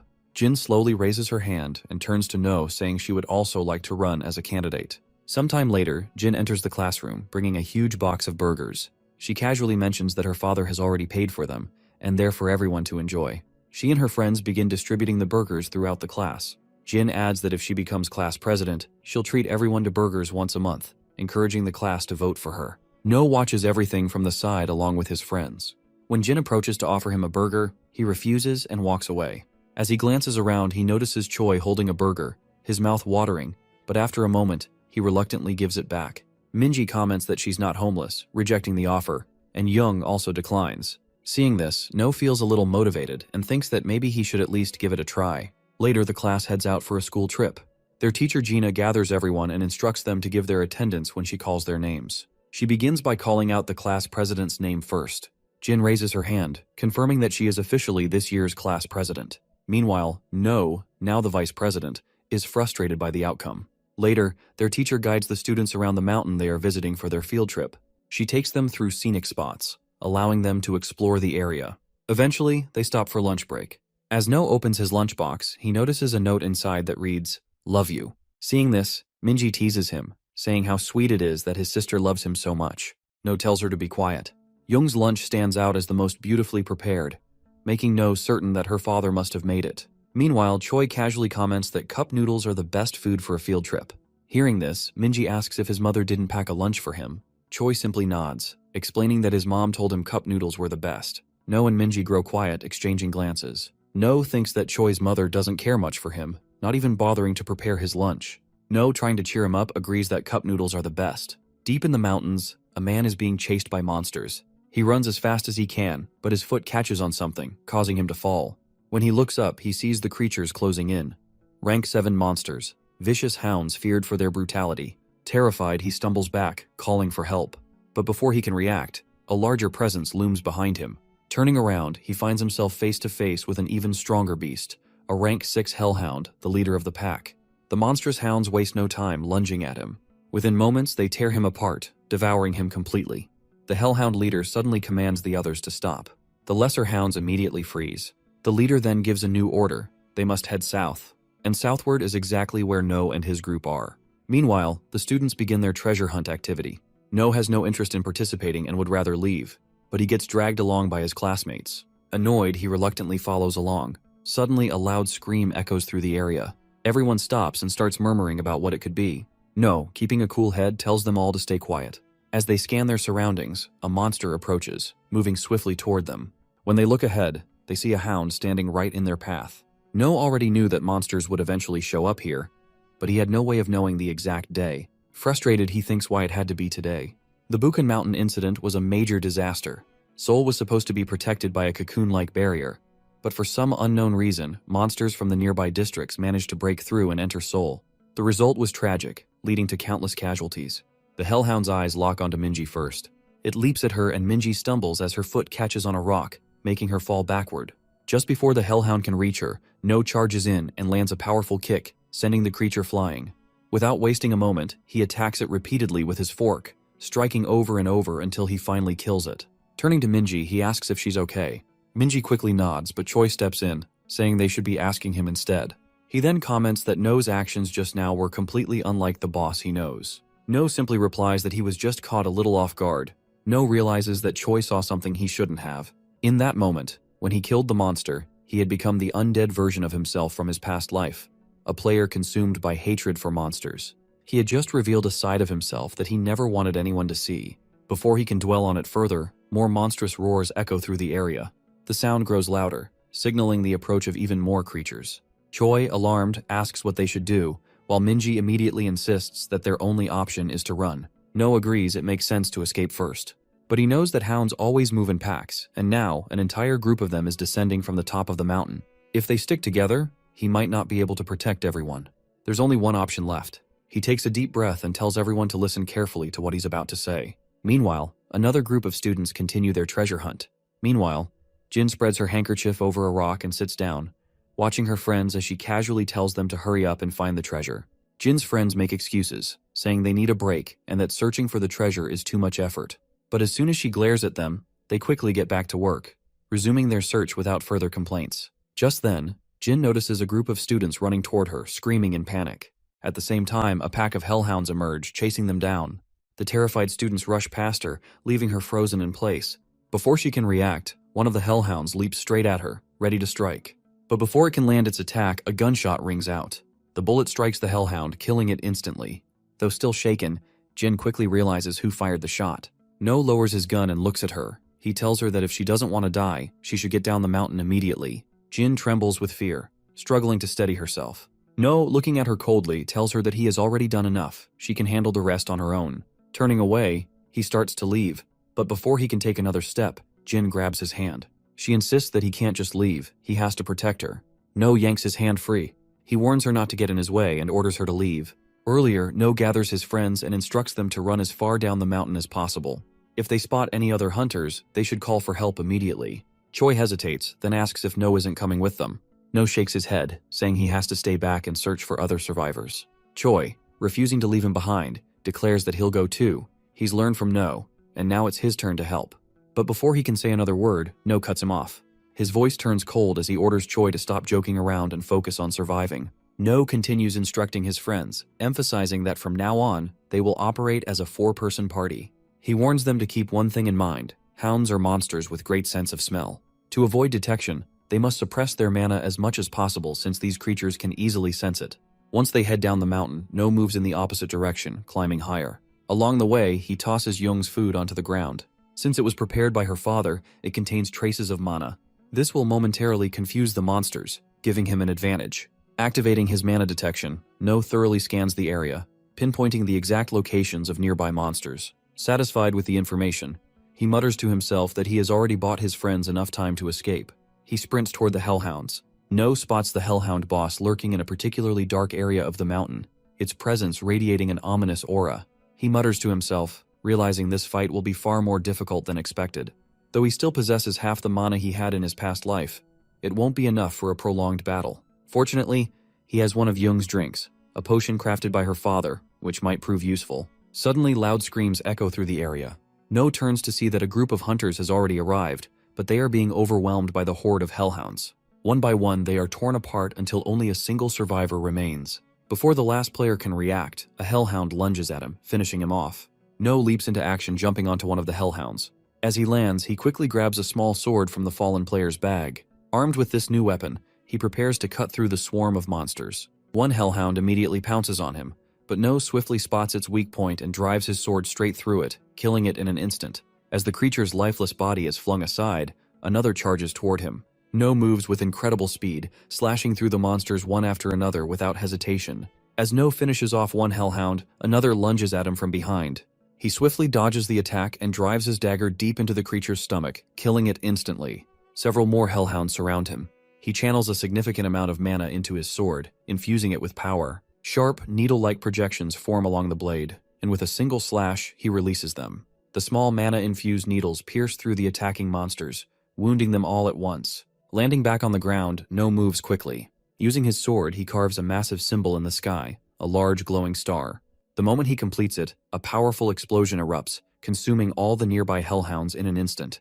The overwhelming blast leaves nothing but silence in its wake. Back in the present, No now holds a gun and a small sword, weapons scavenged from the fallen hunters. Having saved Jin from the hellhounds, he turns to leave. She attempts to stop him, but No coldly tells her not to get in his way and to leave immediately. Jin lets him go, and without another word, No walks away. Jin watches No and firmly declares that she wants him. No finally reaches the boss area after running through the battlefield. Standing before him is the rank 6 monster, the Hellhound boss.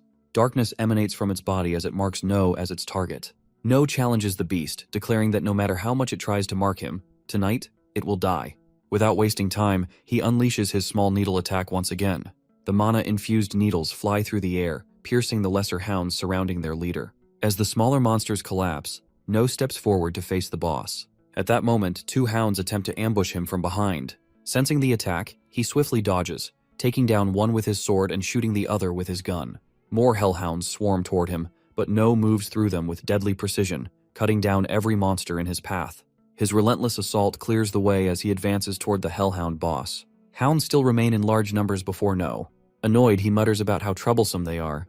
Meanwhile, his friends continue their descent down the mountain, running as fast as they can. No had warned them that the monsters they were up against had powerful mana-sensing abilities.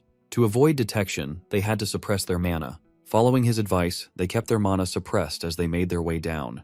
They reach a point where two paths diverge before them. Unsure which way to go, Choi turns to Young and asks for guidance. However, Young is exhausted, barely able to keep up. Despite her fatigue, she recalls that No had specifically assigned her and Siona as the group's navigators. Since they were the best at reading terrain, it was up to them to decide the safest route forward. Back in the present, Young uses her mana detection ability, sensing a strong darkness emanating from the left-hand path. At the same time, Siona, relying on her heightened senses, listens carefully and confirms that there are no safe sounds coming from that direction. With that, the group quickly decides to take the other path and starts running at full speed.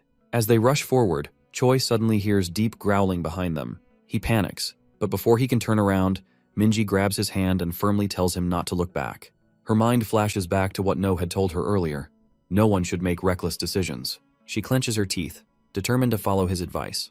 The group continues to sprint, but Young abruptly stops. A wave of darkness surges ahead, stronger than before. Alarmed, she warns the others. They see a lone hound monster blocking their path. However, this one is different from the regular hounds. It is a stronger, upgraded version. Before they can react, the beast lets out a piercing howl, and within moments, more hounds appear from all sides, surrounding them completely. Choi recalls No's words. He was the strongest among them, the main damage dealer, and it was his responsibility to protect everyone. No matter how many monsters appeared, he had to fight. With this in mind, he infuses his stick with mana and prepares to engage the enemies head-on. As the hellhounds charge toward him, he swings his weapon, striking one with full force and sending it flying backward. A rush of excitement surges through him, but before he can revel in his success, two more hounds leap at him. He swiftly takes them down as well. However, just as he starts to believe he can handle this, a hound suddenly slashes his back with its claws. Before he can recover, two more hounds close in. One snatches his stick, while the other slams its claws into his side, knocking him off balance. The others watch in horror as Choi struggles. Siona observes the way the monsters are toying with him, almost as if they see him as entertainment. Despite the overwhelming numbers, Choi refuses to give up. He clenches his fists, channels a surge of mana into his hands, and as another hound pounces on him, he lands a powerful punch, sending it flying into the air. He stares at his own hand in shock, and what he just did felt strangely similar to the boss's own attacks. But before he can process it, another hound lunges at him, striking his stomach and sending him flying. He crashes hard onto the ground. Before he can move, a hound pins him down with its massive paw pressing against his chest. The others scream his name, but Choi can only watch as the monster prepares to finish him off. Siona, overwhelmed with fear and despair, starts crying as memories of her friends treating her with kindness flood her mind. She repeatedly pleads for someone to save them. The hellhound gripping Choi's arm tightens its hold, preparing to bite down. Just as Minji and the others try to rush in, Siona instinctively activates her telepathic ability, sending out a desperate call for help.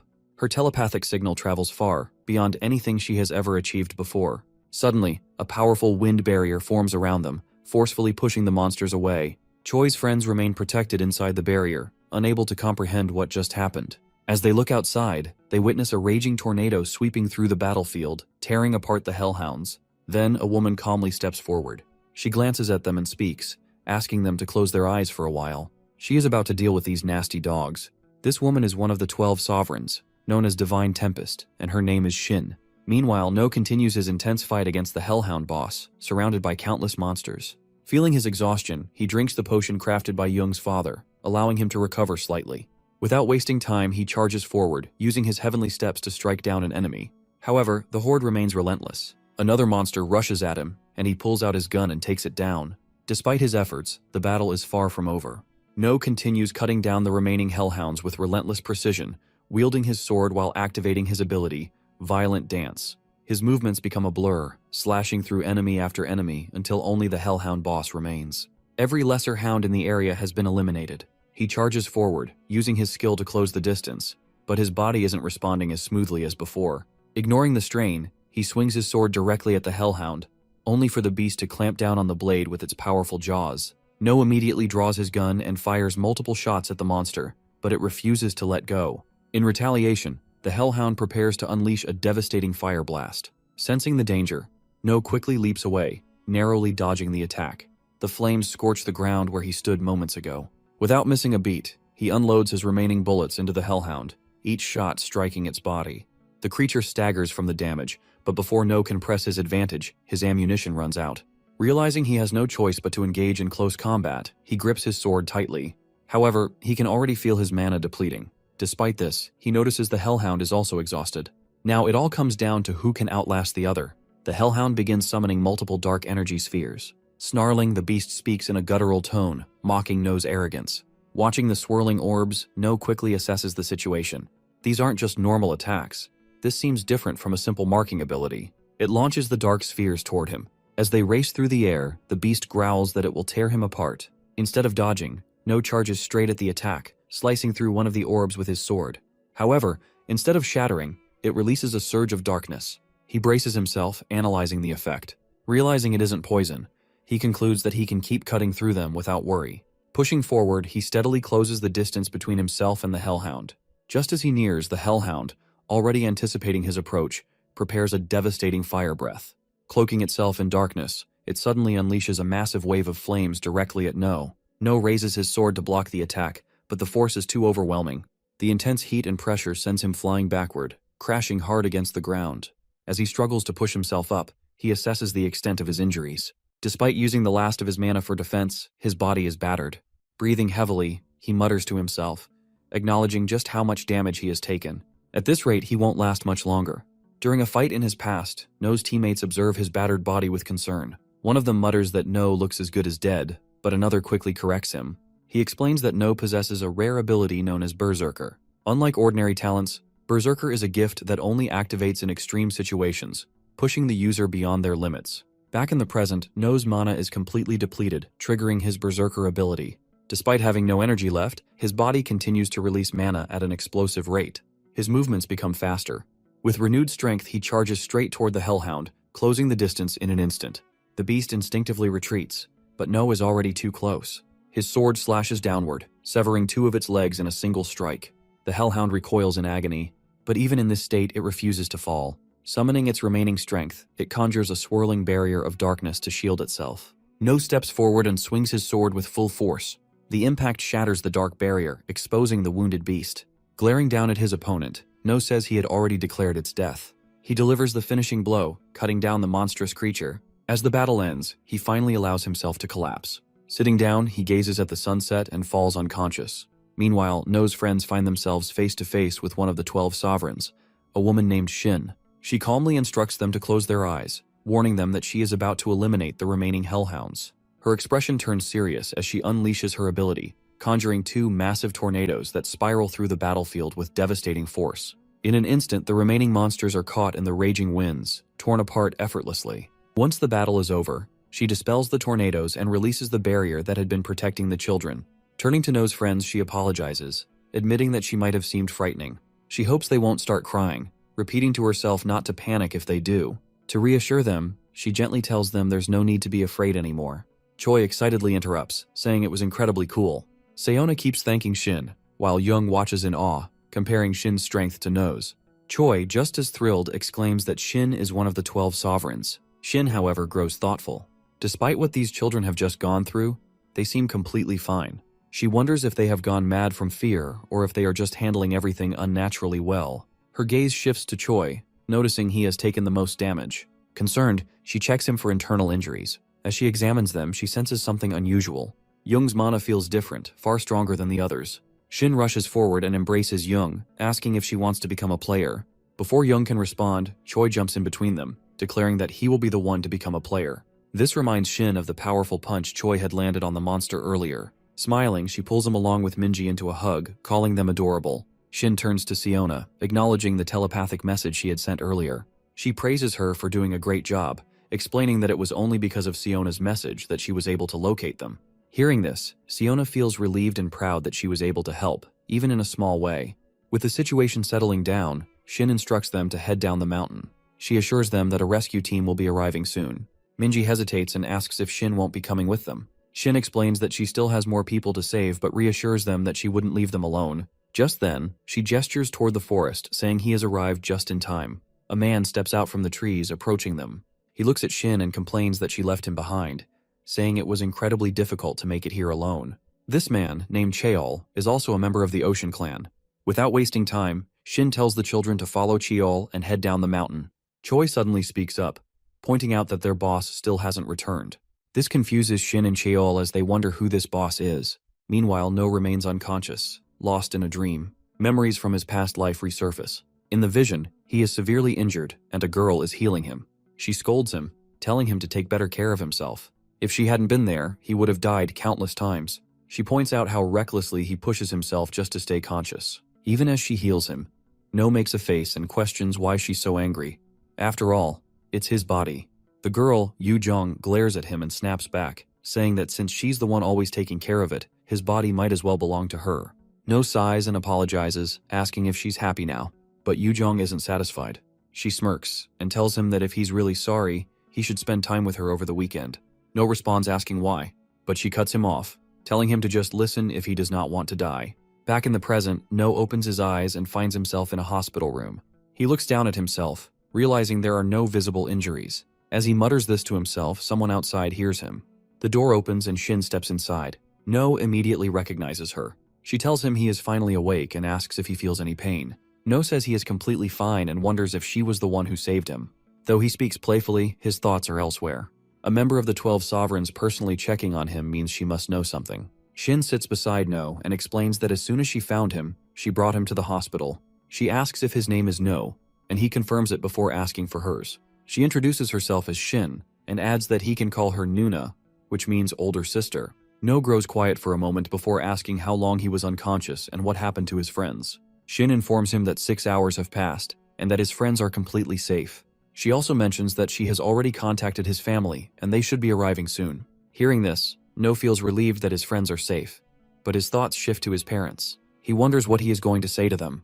Before he can dwell on it, Shin speaks again, telling him that she has some things to investigate and needs him to answer her questions properly. She asks what he was doing at that place and who was responsible for killing all the monsters. No lets out a small laugh and tells her that he doesn't remember much. He thinks he was just running and somehow ended up in that place. He says someone must have saved him before he lost consciousness. Shin moves in closer and states that with so many monsters killed there, she has a feeling that he was the one who defeated them. She asks what he thinks about that. No immediately denies it, saying there's no way he could have killed so many monsters. But Shin doesn't back down. She reveals that she has already gathered some information on him. Last year, he received the Brave Child Award. No turns away and insists that it was just a coincidence. But Shin presses further, asking if it was also a coincidence that he defeated the Hellhounds this time. No keeps denying it, but then Shin tells him that they have already found his fingerprints on the sword. Hearing this, No falls silent. He realizes that making more excuses won't help. This woman already knows the truth. There's nothing more he can do. After thinking for a moment, No tells her that they should make a deal. Shin questions why she should agree when she has nothing to lose. She asks what she would even gain from this deal. No responds that he will give her highly important information. Hearing this, Shin asks what kind of information he is talking about. But No refuses to reveal it immediately, saying that if he tells her now, it won't be a deal anymore. This information is part of the negotiation. Shin takes a moment to think. She realizes that he has given up on denying that he was the one who killed the Hellhounds. Now she is curious about what kind of information this kid can possibly offer. She asks him what exactly he wants in return for this deal. No tells her that he doesn't want anything. He just wants to live a normal life. Seated in her car, she instructs her driver to investigate the heirs of the Dangun group. No had given Shin the information, telling her that she needs to keep an eye on the female heirs of the Dangun group. More importantly, she should observe their relationship with the leader of Ocean Clan, the very guild she is affiliated with. Hearing this, Shin is surprised. No is indirectly implying that one of the female heirs of a major group is having an affair with the leader of Ocean Clan. Shin warns him not to joke about something this serious and asks if he is ready to take responsibility for what he is saying. But No confidently replies that if she finds nothing new from his information, he will join her clan. Shin scoffs, saying that their guild isn't some random organization anyone can just join. However, No counters by saying that a moment ago she was convinced that he was the one who killed the Hellhounds. Shin acknowledges that, no matter how she looks at it, No stands to gain a lot from this deal. But No simply tells her that, in the end, she will be able to confirm her husband's loyalty, while also securing a valuable talent. Back in the present, Shin asks the driver to investigate the female heirs of the Dangun group in detail, with a particular focus on any possible connections between them and her husband. Additionally, she orders him to recheck the ranking reports of the monsters that recently appeared in Gangnam District. In the past, No and Shin had already finalized their deal. No provided her with valuable information about her husband, and before she left, he gave her a final warning. He told her not to underestimate the monsters appearing in Gangnam District just because of their ranking. Ignoring them could lead to serious consequences. Before parting ways, he made one last suggestion. She should report that all the monsters from the recent incident were defeated by her alone. With a slight smile, No pointed out that this arrangement would benefit her as well. Meanwhile, it would allow him to continue living as an ordinary elementary school student. Thinking back on their conversation, she mutters to herself that the boy is truly interesting. The news reported that today, a 7th grade monster and 100 hellhounds attacked Mount Buchan. A player had dealt with the 6th grade hellhound and was now investigating the incident. Someone was checking a phone displaying a report stating that 34 victims are identified. The entire internet was flooded with news about the event. A couple of months later, Siona smiles as her friends wish her a happy birthday. No, looking at Minji smiling, teases that kindness doesn't suit her. Young hands Siona some homemade chocolate with a cheerful expression. Choi quickly walks away, grinning and whispering to others that the party will be amazing. No asks if Young's dad has allowed them to do this, while Siona questions what they are whispering about. Choi runs off, insisting she doesn't need to know.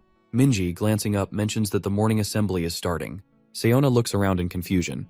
Later in the evening, a large crowd gathers at Young's house to celebrate Siona's birthday. All the kids smile as they wish her. Tears well up in Siona's eyes as she admits she had suspected they were secretly planning something. A cake is brought out for her. Minji, still smiling, reminds Siona that she has a lot to do. Minji tells No that Jin Sana has threatened a worker to ensure the boy's father will attend.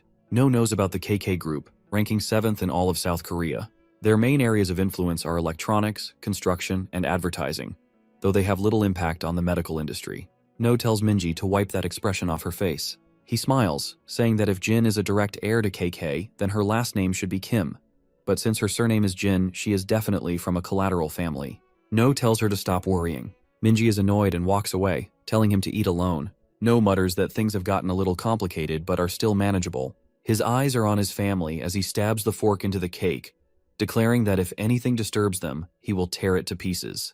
Choi shouts that today he will show what he has learned. No tells him that as long as he doesn't trip, he is fine. Choi waves a hand, telling him not to worry. Everything will be okay, and he will do his best for the team. No notices the tension in the air and turns back. Angry students are gathered, and he asks what is going on. Minji, now stern, demands an explanation from the boy standing next to her. The boy says that the teacher has promised to buy nuggets and pizza if they win. No glances at the teacher, who is now in tears, regretting her words. Feeding these students is impossible. Another teacher raises his gun and shouts for attention. Choi prepares to start, thinking about how shocked everyone will be. A gunshot rings out. He runs forward with all his might, the team cheering his name. No sighs as Choi pushes toward victory. He focuses on Choi as the finish line comes into view. Choi stretches his hand toward it, but his body suddenly feels unbearably heavy. Just one more step, then he collapses. The team is horrified. The class teacher rushes forward, lifts him onto her back, and carries him. Choi murmurs that the sky is spinning. No sighs, already expecting this outcome. Choi has overdone it again. He thinks about how he needs to work on the boy's character and teach him to stay calm. Suddenly, a girl jumps on him from behind. He turns to see his sister Yuna, beaming with excitement. She proudly announces that she has come first in the 100-meter race. No nods, realizing she has beaten all the other 5th graders. Yuna tells him to take care of himself and that she is heading to her next event. They will see each other again soon. No waves her off, reminding her not to push herself too hard. Minji, watching the exchange, thinks to herself that he isn't a mama's boy, he is Nuna's boy. Siona approaches the group with her head down, frustrated. Yuna has been too fast. No, filled with pride, declares that she is his sister. Siona, frowning, asks if he has been rooting for his sister instead of their team. No quickly objects, insisting that he has been thinking about lunch the entire time. Minji doesn't buy it, saying that he has been watching Yuna the whole time. Turning away, No looks embarrassed before quickly changing the subject and asking about Young. Siona points to the side. Young is running up to the group with excitement. She finds them sitting on a blanket, enjoying a picnic. They are No's neighbors, a couple named Julie and Bruno. Young asks for their help, grabs the girl's hand, and urges her to run faster. They reach the judge of the competition and start talking quickly. The girls slap their palms together. Young drops down next to No, letting out a breath as she finally gets to rest. No hands her a bottle of water and asks how she got Julie to come. She twists open the bottle and responds saying she is an American. He pauses, surprised as he thought she is Italian. Julie had already told No's mother she could speak English. He wonders if Julie had tricked them. He looks at her surprised. At their first meeting, she had been just a crybaby. Now she seems different, more cunning, more mature. Young watches No closely as he thinks. He leans to the side, glancing at Choi, who is finally starting to come to his senses after the potion. The loudspeakers on the poles call everyone to gather after lunch. No wants Choi to at least be half of what Young has become. No walks over to Jung and Siona, joining a group of unfamiliar women. He greets them, handing fruit and snacks from his mother. Lowering his voice, he quietly asks Jung who they are. The women laugh. Jung explains that her aunt has recently become their regular customer. No walks past a tent with an English flag, feeling like he has seen her before, but not remembering where. At a nearby table, Jin sits with guards. She asks if he is hungry and offers tea. He ignores her and keeps walking, more focused on recalling what was for lunch. Jin rushes after him, pointing as she tells her father she recently mentioned No. The man's expression hardens. He asks if No is the one who bullied his daughter. He introduces himself as the president of KK Pharmaceuticals. No dismisses his company as pathetic. The insult lands hard. Jung's face darkens as he raises a hand to strike, but it stops short. No pushes it aside with a single finger, his stance unshaken. Jung hesitates, then clenches his fist and swings. Before it lands, a sudden movement cuts in. No's eyes widen as Jung recoils, blood trickling from his nose. No's father stands there, shaking out his fists. He demands to know how Jung dares to lay a hand on his son. He grips No's shoulders, checking if he is hurt. No brushes it off, saying he is fine but doesn't appreciate the interference. Jung is furious that someone like him dared to strike him. Guards rush forward as the director orders them to take No's father. No clenches his teeth, ready to handle this himself. But his father moves first, stepping in front of him saying everything is under control. No stands behind his father. He trusts him to handle it. A crowd gathers around the scene. Jung now understands exactly who he is dealing with. No's father adjusts his glasses, fixes his hair. He asks if Jung remembers him now. Jung shudders, his mouth opening in shock. No's father slides his hands into his pockets. The director shouts, recognizing him as the head of the department at Sirius. Jung clenches his teeth, struggling to process why someone like Sirius is here. No is equally shocked. He cannot believe his father holds a high position at Sirius. Sirius is South Korea's second largest company, known for supplying cars and devices for hunters. Jung, still shaken, points at Sirius and demands to know what he is doing here. Sirius frowns and Jung quickly apologizes, admitting he was just curious about why the head of the strategic department was here. No realizes his father is not just an important figure. He oversees the production of devices for the company. Sirius pats his son's head, explaining he only came to watch his children perform, though Jung seems to have a problem with his son. The director's face twists in anger, but there is nothing he can do. Companies like KK are nowhere near the level of Sirius. Sirius is not just a high-ranking official, he is one of the key developers in the field. The director bows, hastily offering sincere apologies, realizing he made a grave mistake by provoking someone of Sirius's status. Jung orders his daughter to apologize. Jin, frozen in place, hesitates. Her eyes dart around in confusion, struggling to react. Two boys whisper, wondering what kind of argument this is. It looks like Jin and No were arguing, but in the end, she lost. They laugh, saying she deserves it for always picking on others. Jin lowers her head. The boys warn the others not to look at her, or they might get into trouble too. She wants to apologize, but her voice shakes. Tears well up in her eyes and she runs away. Sirius places a hand on No's shoulder, saying they should leave now. As for hitting him, they can consider themselves even. Jung bows to Sirius, who walks away with his son, and tells him to take care of himself. No worries about the consequences, but Sirius turns him around, kneels, and tells him not to handle things alone next time. He should come to him instead. Sirius smiles as he tells No he is still too young and that relying on his parents is completely normal. No looks at his father and Sirius takes his hands. No thanks him, promising himself he won't forget this warmth ever again. Elsewhere, on the upper floor of a ruined building, a man in a suit is smoking. He turns to the young man sitting on the couch, asking if it was really necessary to come all the way here to hire him. The client explains he has a big deal, but some people are in his way. He needs help handling them. The young man glances at his phone, then asks about the payment. A suitcase appears in front of him, brought by an employee. Inside there are stacks of cash, 1.5 billion upfront and another if the job is completed. The young man eyes the reward, reaching for the suitcase. A blue whirlwind of mana emerges from his hand. He acknowledges the payment, and in an instant, the money vanishes into a black portal. The employee stares in confusion, not understanding where the money went. He turns to his boss, who can only mutter in disbelief. The boss smirks, flicks away his cigarette, and laughs. Meanwhile, at a department store, Yuna beams with excitement as No follows her. Julie approaches from behind, placing her hands on No's shoulders. He hasn't been to a shopping center in a while, but the exhaustion feels the same. She leans in, mentioning that they had just arrived and hoping he isn't too tired. Bruno apologizes to No, who just asked for something tasty. His gaze shifts to Bruno. Something feels off. This man has no visible mana, and No wonders how an ordinary office worker is able to hide it so perfectly. Blue light flickers in No's eyes as he focuses. Bruno notices the stare and asks what's wrong. No quickly pretends to be looking for his sister and Julie. The mall is crowded. Bruno mentions that the girls said they were heading to the 5th floor before running off. Finding them won't be easy. No sighs. Remembering that his sister can now mask her mana as well, Bruno pulls out his phone, reassuring him not to worry. They have a way to track them. No's eyes widen in shock. On the screen, their location is being monitored in real time. Bruno casually tucks the phone into his coat pocket. When No asks if Julie knows, Bruno replies that it's a secret. Bruno clears his throat and suggests they get moving. As they stand, a hooded figure approaches from the opposite direction. Passing by, the stranger grins and mutters, "Let it begin." They walk in different directions, but No glances back. Blue flames flicker around the hooded figure. A tattoo on his arm stands out. He recognizes this man from his past life. No clenches his fists. He remembers that grin. It's No Name. Bruno asks what's wrong. No hesitates, struggling to make sense of it. Something is off. He tells his uncle that something strange is happening. After a moment, he detects 3 individuals nearby with suspicious mana energy. No is surprised but quickly realizes that the energy is not coming from No Name. It is from 3 completely different people. One is wearing a baseball cap, another is bald, and the third has a bucket hat. He conjures 3 small orbs of mana and sends them toward the 3 individuals. Each one is hit, allowing him to pinpoint their exact locations. He is certain these 3 are experienced hunters. The marked individuals start moving around in confusion. 2 of them seem particularly panicked as they scan their surroundings, trying to figure out who targeted them. The third person, the one wearing the bucket hat, remains completely still. Bruno finds this strange.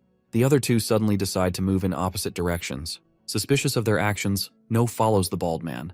No watches as he weaves through the crowded area, carefully tracking his movements. Suddenly, he reaches into his pocket and discreetly drops a mana stone onto the ground. No immediately understands what is happening. These people are planning to cause chaos inside the mall. Before he can react, mysterious blue lights begin appearing everywhere. The crowd erupts in shock as the eerie glow spreads. People instinctively back away. Then, a massive black portal materializes above them. Confusion ripples through the crowd as they stare in disbelief. Whispers fill the air. Some wonder if this is the Mana Mall distribution they have only heard about in rumors. A piercing scream suddenly comes from somewhere behind No and Bruno. Countless monster hounds pour out from the portal in an overwhelming swarm. The creatures launch an attack, targeting terrified shoppers one by one. Other monsters begin spilling into the mall, flooding every floor. The mall's emergency announcement system blares to life, urging all visitors to evacuate immediately. But before the message can even finish, a monstrous figure lunges forward and silences the announcer in an instant. Meanwhile, No Name remains on his call. The operation is proceeding exactly as planned. Anyone who dares to interfere must be eliminated on the spot. Panic surges through No. This attack on the mall was never supposed to happen. Somehow the future has changed completely. He realizes that everything shifted when the Kraken attacked the city, where he saved his parents. A monstrous hound suddenly charges at him from behind. Bruno reacts instantly. He strikes the creature's head with full force, sending it crashing across the floor. Without wasting a second, he grabs No by the shoulders and forces him to focus. They need to reach Julie and Yuna before it is too late. No regains his composure. Their mission is clear. They must get to Julie and Yuna no matter what. No and Bruno sprint toward the escalator, pushing past the panicked crowd as they fight their way forward. Bruno checks his tracking device. Julie and Yuna are still on the 5th floor. His anxiety grows with every passing second. As they near the top of the escalator, a figure suddenly steps in front of them, blocking their path. The man slowly lifts his head, his gaze locking onto No and Bruno. The man smirks under his bucket hat and casually asks where they are headed. No observes his stance, analyzing his presence. This man is at least rank C or higher. Being stopped now, at such a crucial moment, is the last thing he needs. He wastes no time. Summoning his mana, he forms an energy sphere. But before he can make a move, Bruno acts first. In an instant, his fist crashes into the man's cheek. The impact sends the man sprawling onto the floor. Blood trickles from his face as his hat falls off. No freezes. He never expected Bruno to be this strong. Without any combat gear or enhancement devices, he took the man down in a single blow. His earlier suspicions were right. Bruno is far from ordinary. Bruno steps forward and grabs the man's head. Mana surges through his hand as he prepares to strike again. Before he can land the hit, No swiftly intervenes. No steps up and delivers a brutal kick, right between the legs. The man groans, his body curling in agony. Bruno glares at him, but he brushes it off. Killing him would only complicate things. He knows this from experience. The last time he eliminated No Name without extracting information, the consequences were severe. He will not make that mistake again. No tells Bruno they need to move to the 5th floor immediately. He complies, muttering about how terrifying kids these days are. He never planned to kill the guy, just knock him out. Meanwhile, on the 5th floor, just moments earlier, as the mall's emergency announcement blares, Yuna, who was browsing through clothes, accidentally drops the clothes she was holding. Julie looks around, trying to make sense of the situation, while Yuna, still piecing things together, wonders if there was an unequal distribution of mana. Wanting to confirm her suspicions, Yuna activates her detection skill. She closes her eyes and focuses as her mana field expands, scanning the area. Yuna quickly counts 6 monster hounds on the 5th floor. If they are not careful, they could be cornered. She opens her eyes, ready to reassure Julie that she will protect her. Before she can finish, Julie suddenly screams. Yuna snaps her head around. A hound monster leaps at her, ready to strike. Before Yuna can react, Julie grabs her hand and yanks her to the side. She snatches a clothing hanger from a nearby rack and channels mana into it. Julie tightens her grip, reinforcing the hanger with even more mana. In a swift motion, she swings, striking the hound and sending it flying. Yuna stands frozen. She had always assumed Julie was just an ordinary human, but seeing her wield mana so effortlessly changes everything. Julie is a player. Glancing at the now damaged hanger, Julie sighs. She will need to replace it later. For now, she turns to Yuna and urges her to head straight for the evacuation point. Bruno and No are likely already waiting. As they move forward, more hound monsters begin emerging from behind them. Their numbers are growing. Julie holds Yuna close, moving carefully to avoid detection, but the hound's sharp sense of smell makes escape impossible. Within seconds, the monsters lock onto their presence. As they sprint through the mall, Julie hurls orbs of mana at the pursuing hounds. Each strike slows them down, but deep inside, she knows the truth. These monsters are faster than she expected. If this keeps up, her mana will run out. She needs a weapon, something that won't drain her energy. Up ahead, Yuna spots an escalator. Julie calls out, warning her to stop. But Yuna keeps running. Then she looks up and sees a hound monster is already midair, leaping straight toward her. She freezes. Its glowing eyes lock onto hers, but instead of fear, a strange calm washes over her. The fear Yuna once felt when facing the Kraken is gone. Mana energy surges through her body, flowing naturally. As the attack comes her way, she leaps left, narrowly dodging the strike, then twists midair. With perfect control, she lifts her right leg and kicks. The impact is crushing. The hound monster hurtles off the edge of the 5th floor, vanishing into the depths below. But as Yuna exhales, ready to land, her foot slips. Julie appears, catching her just in time. Julie grips Yuna tightly, her heart racing. She quickly asks if Yuna is okay. Still smiling, Yuna reassures her she's fine. More hound monsters flood in from every direction, cutting off their escape. Julie scans the area and spots the escalator. She quickly turns to Yuna and asks if she can make it. Yuna nods. Mana energy pulses through their bodies as they push off the ground. In one swift motion, they leap and their feet land safely on the escalator. Julie doesn't stop. She tells Yuna to get down quickly. 2 hound monsters stand on the upper floor, furious that their prey has slipped away. Julie clenches her fists. Without proper combat gear or a weapon, fighting here will be difficult. She needs something solid to use. As they near the bottom of the escalator, a hound monster suddenly leaps from above, aiming straight for Julie. She grabs a mannequin torso from the side and swings it with full force. The impact is brutal. The monster is sent flying, crashing off the escalator and out of sight. She doesn't stop. 2 more hounds charge at her. Holding the mannequin like a weapon, she swings again, knocking both creatures away in one swift motion. Yuna watches, amazed by Julie's skill. Meanwhile, No and Bruno move cautiously through the area. No suddenly stops, noticing lipsticks and other cosmetic products scattered across the floor. He picks one up, rolling it between his fingers. If he has nothing else to use as a weapon, this will have to do. He throws the lipstick at one of No Name's henchmen. He deflects it with ease, just as he expected. It was never meant to hit. The moment his attention shifts, No rushes in. He strikes hard at his shin. He stumbles, but it isn't enough to take him down. He follows up with a powerful punch straight to his head. The force of the blow is devastating, leaving his face bruised. No quickly reports to Bruno. He asks if he has finished on his end. Bruno confirms. Now, all that remains is for them to head upstairs. Just as Bruno prepares to move, No stops him. He believes that if they wait a moment, they might be able to sense their targets more clearly. After a brief pause, he successfully pinpoints their locations. Before he can react, a hound monster crashes down from the upper floor, followed by 3 more. No and Bruno immediately look up, scanning the area. Above them, they see No and Yuna safe. With that reassurance, they grab weapons from their fallen enemies and make their way upstairs. As they move, Bruno asks if they need any protective gear. No considers his question but feels confident with just the short sword he picked up. No suddenly stops. His grip tightens around the sword. Bruno notices the shift in his behavior and asks what's wrong. On the floor above them, a man in a black jacket stands motionless. They recognize him instantly. It is the same person they spotted on the ground floor earlier. His mana energy surges, radiating an intense aura. No turns to Bruno and asks if he is the one behind the chaos in the mall. Bruno confirms it. Bruno instructs No to go and find his older sister, but he refuses to leave. He declares that he will be the one to take him down. Meanwhile, Julie and Yuna find themselves approached by two henchmen of no name. One looks surprised to see a foreigner. The other grins along with him, amused by the situation. Slowly, they start moving toward Julie and Yuna. Julie immediately steps in front of Yuna, shielding her. The henchmen will be forced to retreat soon as the Scylla are on their way. But before that happens, they decide to amuse themselves a little longer. Julie is disgusted while Yuna trembles behind her. Julie urges Yuna to find a place to hide. She promises to find her later, but Yuna refuses. She insists that she can fight too and begs Julie not to worry about her. Before she can argue further, the hooded man suddenly shouts, declaring that they won't let the kid escape. Almost instantly, his partner appears behind Yuna, blocking her path. A chill runs down Yuna's spine. She stands frozen as cold sweat trickles down her back. Before the man in black can lay a hand on Yuna, Julie grabs a mannequin torso and swings it at him with full force. But just as the attack is about to land, the hooded man pulls out a gun and fires. The shot sends the mannequin flying from Julie's hands. The man in black flinches, wincing as he clutches his ear. The hooded man smirks and warns Julie not to do anything reckless. He tells her to cooperate. If she refuses, she will have to deal with the consequences. The man in black moves toward them. He suggests a one-on-one fight before the Scylla arrives. He picks Yuna as his opponent. Panic surges through Yuna as she stumbles backward, pressing herself against a pillar. The man smiles slyly, raising his hand toward her.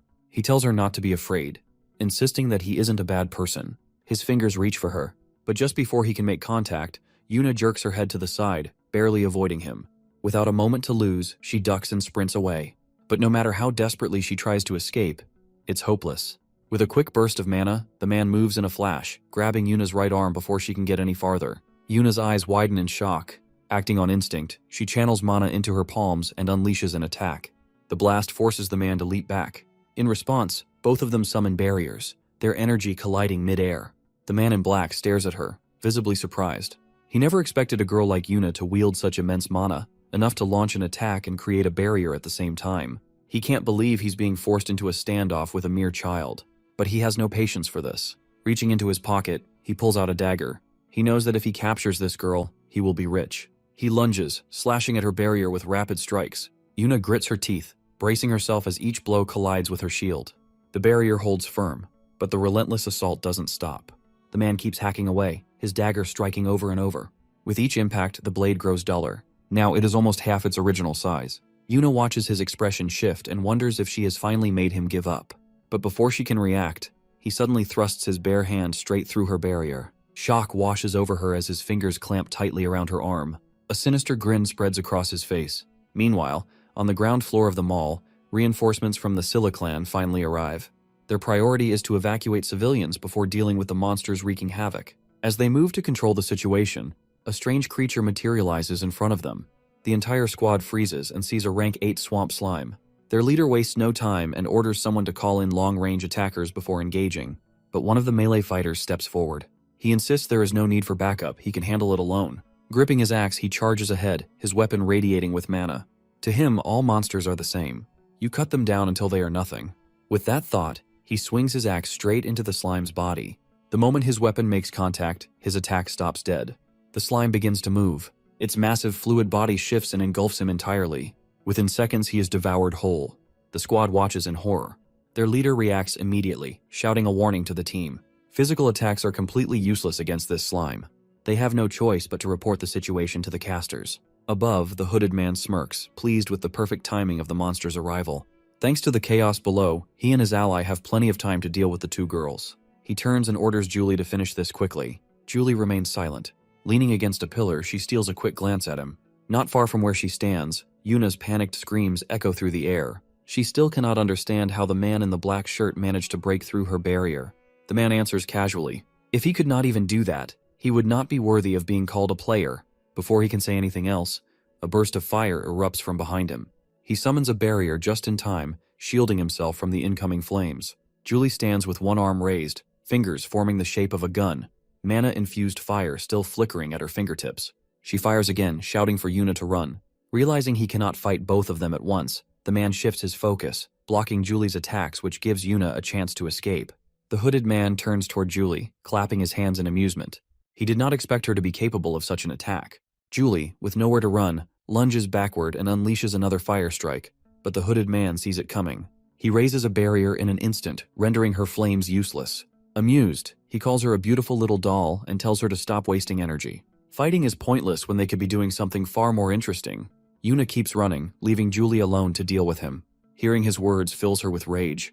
She kicks off her heels, rips away the fabric restricting her leg, and glares at him. She refuses to be treated like some doll. She channels her fire again, determined to burn him down, but he acts unimpressed. Her attacks are too predictable. Before he can finish, his eyes widen, and he reacts instantly, summoning a barrier in front of him. But the moment it forms, it shatters. He brushes off the embers clinging to his shoulder, watching her closely. That surge of power, that sudden leap in strength can only mean one thing. She has an amplification gift. The man in the black continues his pursuit as Yuna sprints through the mall. Panting, he follows her into a toy store. Yuna backs up against the shelves, trapped with nowhere left to run. She channels mana into her legs and leaps onto a nearby shelf. Snatching a toy box from below, she hurls it at him, but he reacts instantly, activating a barrier that deflects it with ease. Frustrated, he slams his foot against the shelf, shaking the structure. Yuna loses her balance and begins to fall. Seeing his chance, he channels mana into his hands, aiming to cripple her legs and keep her from escaping. Just before she hits the ground, she activates a barrier of her own, clashing directly against his. The sudden resistance catches him off guard. Now he struggles to hold his defense as her strength surges. She starts counting in her head. With each second, her power builds. When she finally unleashes her energy, the shockwave explodes. Using his barrier as a foothold, she launches herself toward another shelf. Before she lands, he attacks again, but she reacts in time, dodging with precision. In that moment, she remembers Julie's fire attack from earlier. Inspired, she decides to replicate it. Forming her fingers into the shape of a gun, she gathers mana at her fingertips. Confident in the execution, she fires. The glowing projectile, a technique she calls mana bomb, rockets forward faster than he can register. It strikes him directly. A massive explosion tears through the area, thick smoke swallowing everything in its path. Outside the toy store, the hooded man stares in shock.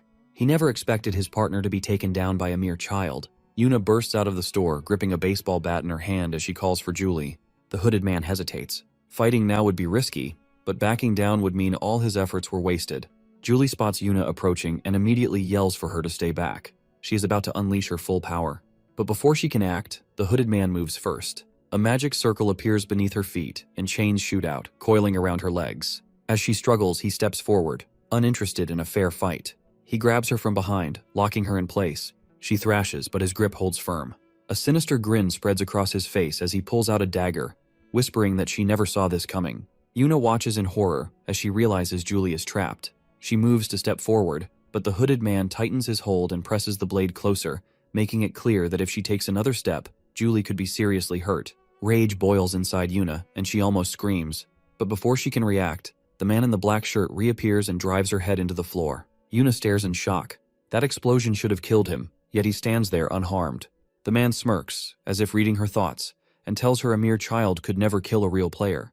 Pinned to the ground, Yuna is helpless, unable to reach Julie. She watches as Julie calls her name. Just as everything seems lost, a sudden surge of energy erupts from within Yuna. Mana flares uncontrollably, crackling through the air in violent bursts.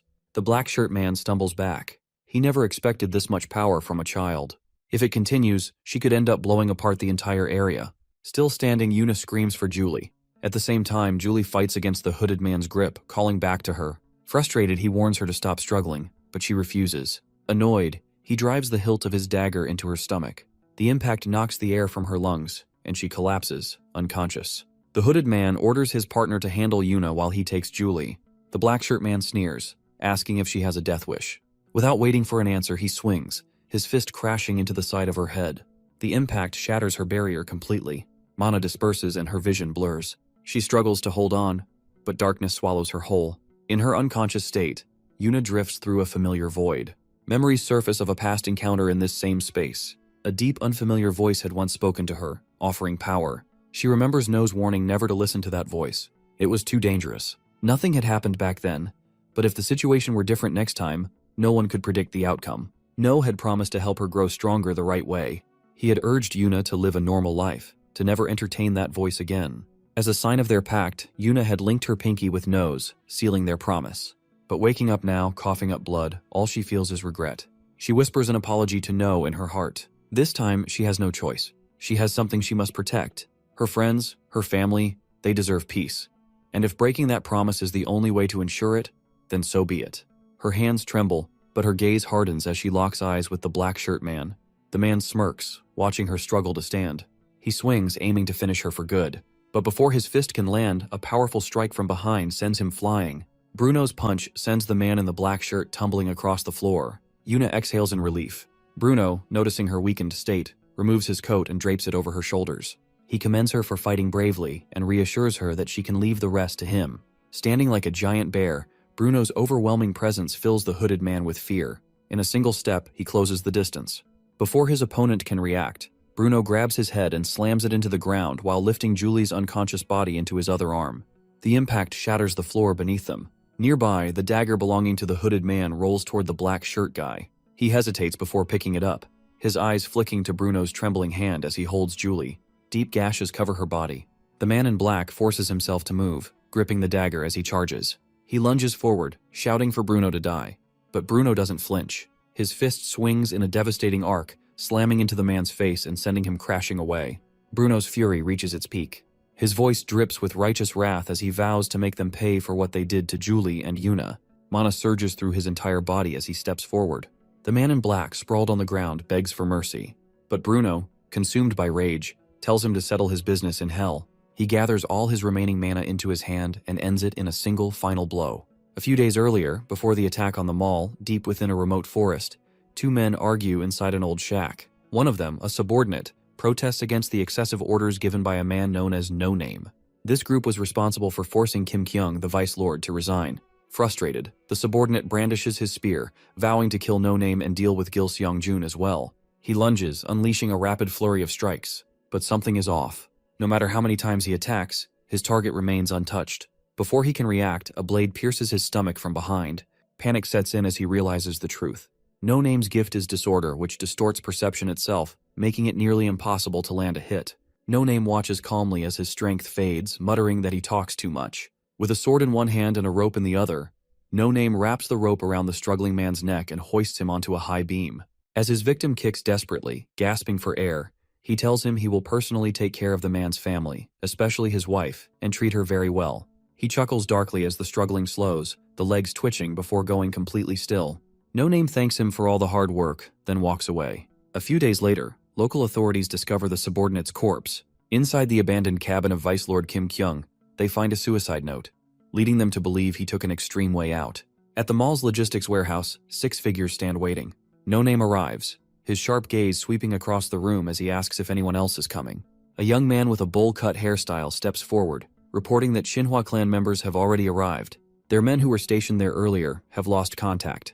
Given the situation, they decide to retreat immediately. But before they can leave, the young man with the bowl cut suddenly asks No Name about the child standing behind him. No Name, confused, turns around to see who he is referring to. Adjusting his glasses, he is shocked. No stands behind him and finally speaks, stating that he is glad No Name has noticed his presence. No Name, completely bewildered, questions in his mind who this child really is and how long he has been standing there. Even the bowl-cut-haired subordinate never expected his captain to fail to recognize the child. Assuming it might just be a lost kid, the young man asks No Name why he looks so tense. Since No Name remains silent, the bowl-cut-haired subordinate decides there is only one course of action. He will kill the child with a single slash. He warns No that children should never follow strangers recklessly, as something terrifying might happen. As he prepares to strike, No calmly places his left hand into his pocket, channeling mana into something he holds. The moment the young man swings his sword, No swiftly pulls out a dagger. With a single slash, he cuts through the subordinate's neck, killing him instantly. Blood splatters across the ground. The 5 remaining individuals freeze, their eyes locked on No in shock. Having effortlessly taken down the subordinate, No looks down at the corpse with a blank expression, realizing he shouldn't have killed him so quickly. No Name, who had been standing close, immediately jumps back and commands the remaining 5 to stay on guard. Realizing that the child before them is no ordinary kid, they quickly draw their weapons. No notices their reluctance and smirks. Mocking them, he wonders if they are truly scared of a simple dagger held by a little boy with barely any combat experience. Tilting his head with a playful grin, he calls them a bunch of cowardly chicken. His taunts strike a nerve. 4 of them, now blinded by rage, charge at once. This is exactly what No wanted. Grinning wider, he activates his skill, Heavenly Steps. In an instant, he slashes through all 4 in a single motion. They drop dead before they even realize what happened. Now only No Name remains. No's playful expression fades as he points his dagger at No Name. He asks why No Name is just standing there. If he refuses to move, then he will come to him instead. No Name struggles to process what just happened. A mere child had cut down 4 advanced players in seconds. Attacking recklessly is no longer an option. He quickly channels purple mana throughout his body and dashes at full speed toward No. No watches his movements with a bored expression. The moment No Name swings his blade, No dodges with ease. Lifting his leg, he channels mana into it and delivers a powerful kick to No Name's left arm. The impact sends him staggering back. No observes him with disinterest. Compared to the opponents he will face in the future, No Name's strength is meaningless. Then, without mercy, he states the truth. No one knows No Name because he is insignificant. Hearing this, No Name is consumed by rage. Mana surges wildly around him as he unleashes a relentless barrage of attacks. No is bombarded with slashes from No Name, yet not a single strike manages to touch him. No Name begins to wonder how this kid is dodging every attack so effortlessly. No, still evading with ease, calmly states that he has already experienced this. No Name's special gift proves completely useless against him. No counters. A swift kick to No Name's leg sends him stumbling. He leaps forward and unleashes a flurry of slashes. As his blade cuts through the air, he tells No Name to calm down, assuring him that he has no intention of killing him. No raises his blade above him, and soon the entire room is drenched in blood. After wiping out the last of the enemies, No and Shin step outside the mall. Around them, officers are busy cleaning up, removing bodies of both the terrorists and the innocent victims. Shin stares at the devastation, struggling to believe that the terrorists managed to cause this much havoc. No, hearing this, asks if she was able to capture them. Instead of answering, Shin looks straight at him and states that he now owes her a huge favor. No acknowledges this, promising to repay his debt in the future. He asks Shin to take care of No Name. Shin agrees and begins walking toward No Name. But as Shin approaches, No suddenly hesitates. Something has been bothering him for a long time, and this is his chance to find out the truth. He stops Shin and tells her to wait before reaching for No Name's sunglasses, determined to finally see his face. No Name immediately panics and pleads for him to stop, but No ignores him and pulls off the glasses. The moment his face is revealed, both No and Shin recoil in horror. No struggles to look at it for more than a moment. Shin, standing behind him, looks even worse, barely holding back the urge to vomit. They quickly realize they can't keep staring. No sighs, puts the sunglasses back on No Name, and turns to leave. Just as he starts walking away, someone calls out to him from behind. He turns to see Julie standing there, with Bruno carrying Yuna. He is relieved to see them safe. He rushes toward them, overwhelmed with joy. Not long after, the mall incident becomes a major news story, covered by every media outlet. A reporter on television announces that on December 17th at exactly 3 p.m., a terrorist attack took place inside the mall. The conflict involved summoned monsters and hired players fighting against the terrorists. The leader of the terrorists, identified as No Name, was captured. Shin played a crucial role in their defeat. According to the latest reports, the death toll has reached 23. In response to the tragedy, the Celestial Maiden government issues an official statement expressing deep condolences to the victims. A mysterious man watches the news on his TV. His eyes remain locked on 4 individuals on the screen. A slow, wicked grin spreads across his face. He has finally found them. At a small cafe owned by Young's father, a magical barrier surrounds the cafe, preventing ordinary people from recognizing them. Inside, No and Shin sit across from each other. No responds, saying he wanted to thank her, but there is another reason behind the meeting. He asks what happened to the No Name group. Shin reveals that the entire group has been sentenced to execution, the first ruling of its kind since the Celestial Maiden government was established. No asks about the person who hired them, but Shin only apologizes, stating that she is not in a position to disclose that information. Seeing that Shin has made her stance clear, No backs off. Shin then asks if that was all he wanted to know. No also seeks information about the fate of the Sabyok group. Shin explains that the president, Lee Yoon, has returned, prompting the group's heirs to temporarily withdraw from everything and focus on social welfare services. Shin prepares to leave, stating that she has other matters to investigate. As soon as Shin exits the cafe, Young's father approaches and informs No that the others will be arriving soon. He then asks if she still plans to wait here. No thanks him and decides to stay. In the past, the group's succession war had erupted among 3 sons, with the eldest emerging victorious. Now everything is different. No realizes the extent of the changes he has caused, saving his family from the Kraken attack, preventing the deaths of the kindergarten children, reducing casualties in the mountain incident, stopping the terrorist attack at the mall, and even preventing the succession war within the group. The future is no longer set in stone. For the first time, he feels free from the fate that once led to the deaths of her comrades, including Paring and Li Zhong. By evening, No is at home, having dinner with her family. Taking a deep breath, Yuna announces that she wants to become a player. The moment she speaks, No chokes on his food. The entire family turns to her in shock. A chill runs down his spine as he realizes that this is another unexpected change in the timeline. Naturally, No rejects the idea outright. He slams a hand on the table, as he tells Yuna that becoming a player is nothing but a reckless decision. It is not meant for her, but Yuna refuses to back down. She argues that No will never understand unless he lets her try. No clenches his fists. He cannot deny Yuna's potential, but he never trained her to become a player. He only taught her to control mana. He wanted her to live a long, healthy life, far removed from the dangers of that world. Yuna refuses to back down, insisting that this is what she wants. Their parents sit in silence. Frustrated, No demands to know why Yuna is so eager to abandon her normal life. The life of a player is not glamorous or respected. It is filled with blood, sweat, and suffering. But even after hearing all of this, Yuna stands firm. No matter how difficult it is, she wants to save people. She does not want to spend her life being protected, watching helplessly from the sidelines while others fight. Their argument drags on until their mother finally intervenes. With a sigh, she tells Yuna that if this is truly what she wants, she is free to pursue it. No snaps, shouting in frustration. The outburst startles their younger sibling, who bursts into tears. Their mother immediately scolds No for raising his voice and comforts Yuna. With tearful eyes, the little one looks up at No and mutters that she hates him. No turns to his parents again, demanding to know if they truly have no issue with Yuna becoming a player. Their mother explains that while they do not fully understand how dangerous a player's life is, they will still support Yuna if this is what she truly desires. Their father agrees, believing in Yuna's capability and trusting her to make the right decisions. Hearing their approval, Yuna gets up and embraces them both, thanking them for believing in her. No watches in silence. If their parents have already decided, he no longer has the right to oppose it.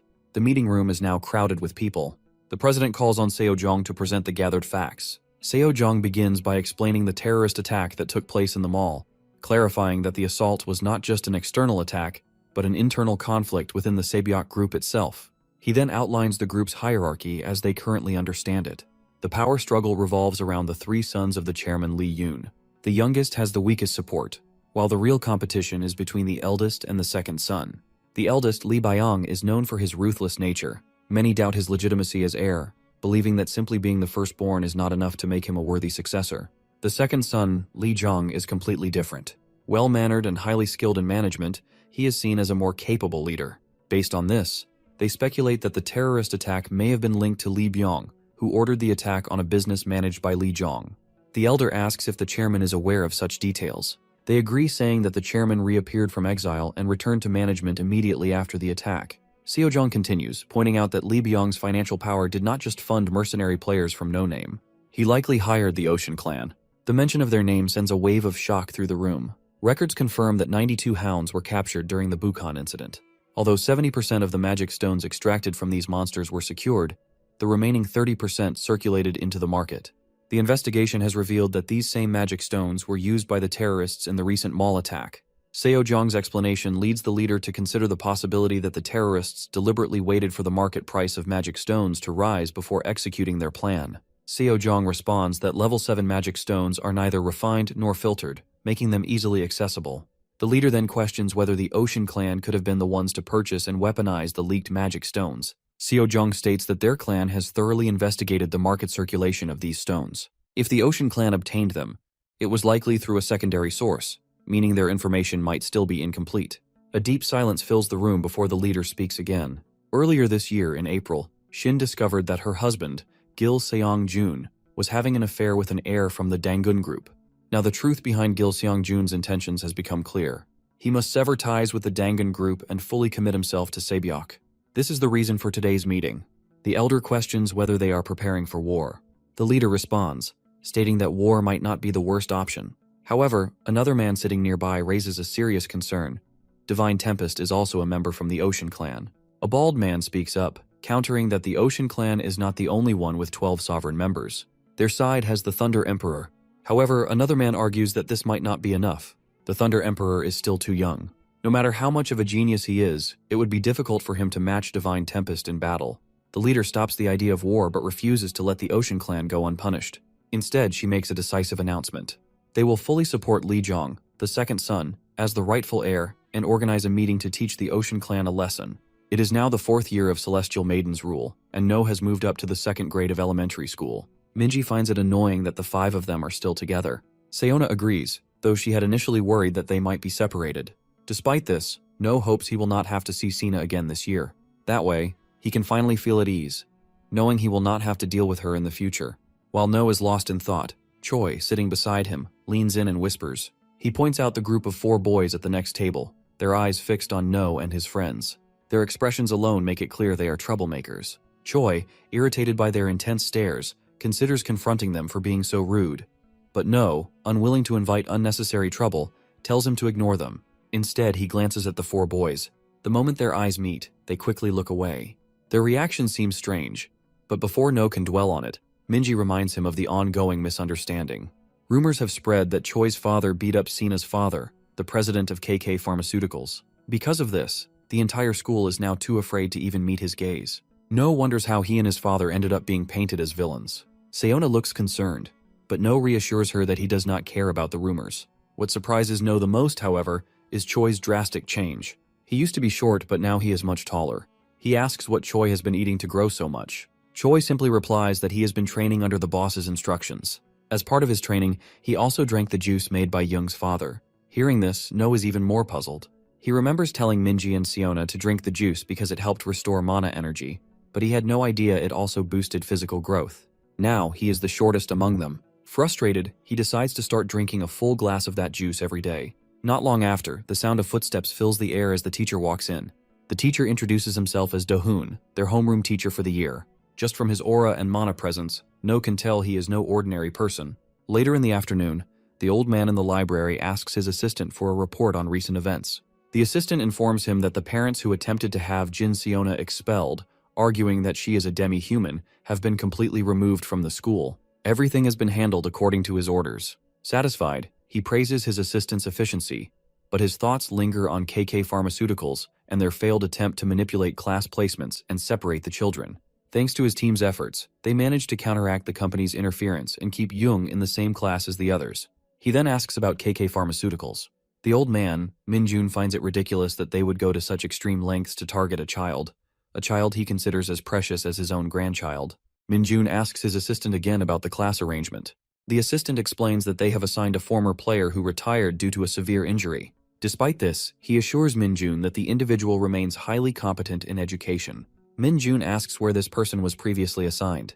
The assistant responds that, according to what he has heard, the individual was once part of the Regulars agency. If this person was part of such an elite organization, then he must be reliable. Looking at the documents in his hands, the old man confirms the teacher's full name. The old man recalls asking Jung whom she wanted to be in the same class with after moving up to the second year. She had said she wanted to stay with her friends. However, since her father had told her that it would be difficult, she had accepted whatever fate had in store for her. Since this was her wish, Minjun had promised to make it happen. After closing the book, the old man reflects on how unexpectedly interesting this situation has become. He had been reading alone, but now he has a child he wants to treat as his own grandchild. In an abandoned building, No and Yuna wait for Shin. Yuna is surprised to learn that No knows her well. Hesitantly, she explains that they became close after meeting at the cafe. A gentle breeze begins to blow, signaling Shin's arrival. Manipulating the wind, Shin turns the breeze into a small tornado to clear the space. After a few moments, the whirlwind fades, and footsteps echo in the distance. Shin lands in front of them and apologizes for making them wait. No, clearly annoyed, replies that they have waited far too long. Shin calls No picky and reminds her that plenty of people would be desperate to meet someone like her. Meanwhile, Yuna respectfully greets Shin. Shin responds, telling her not to use titles like 12 Sovereigns or Divine Tempest, but to simply call her Big Sister. At that moment, Shin secretly activates her detection ability. Immediately, she senses something shocking. Yuna's mana reserves are enormous. Even though she is controlling it, the sheer amount inside her is far beyond normal. Shin realizes that once others discover Yuna's potential, they will rush to claim her as their own, including herself. No asks Shin to hand over the item he requested earlier. Shin nods, confirming that she brought it.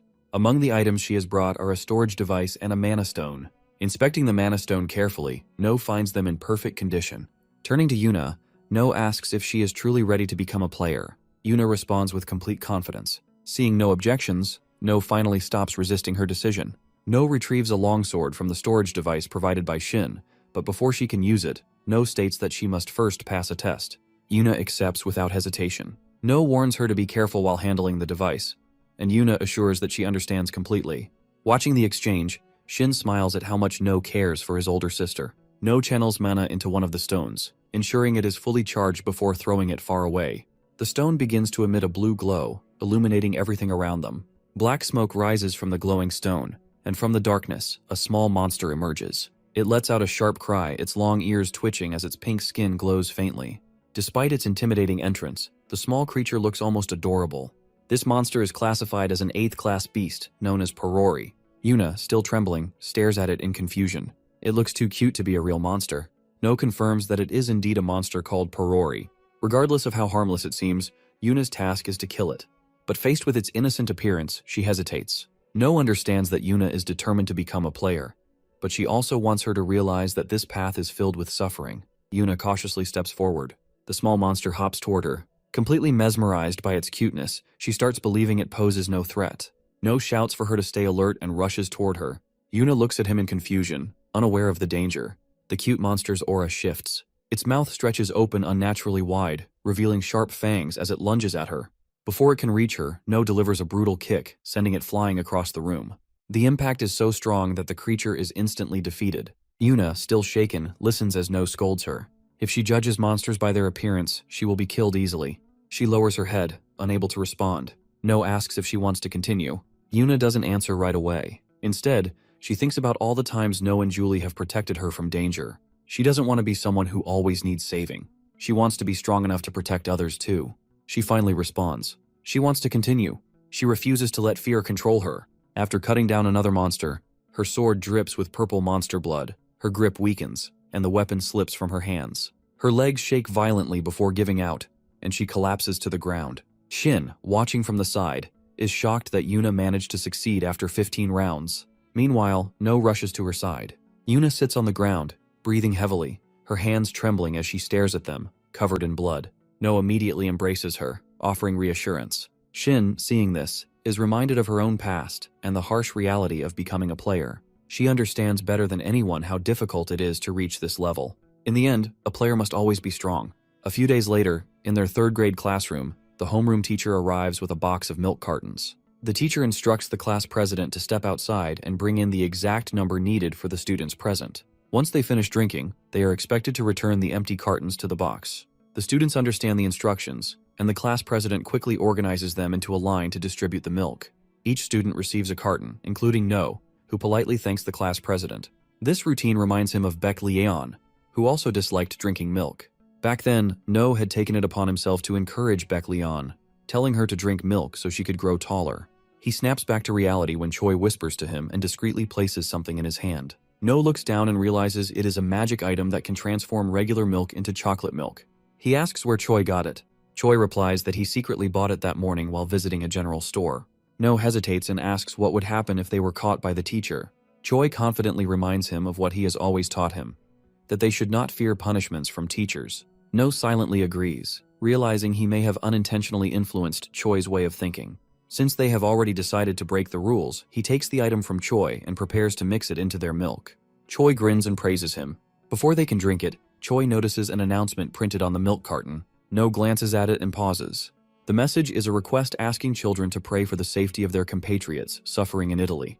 This reminds No that this must be the year when people in Italy were experiencing severe hardships. Later, during recess, No walks alone toward Yuna's classroom. As he climbs the stairs, his thoughts drift back to yesterday's events. He still feels guilty for making Yuna cry. He hopes Yuna doesn't get depressed. As he turns a corner in the hallway, he collides with someone. A senior with yellow hair, who had been messing around with his friends, glares at him.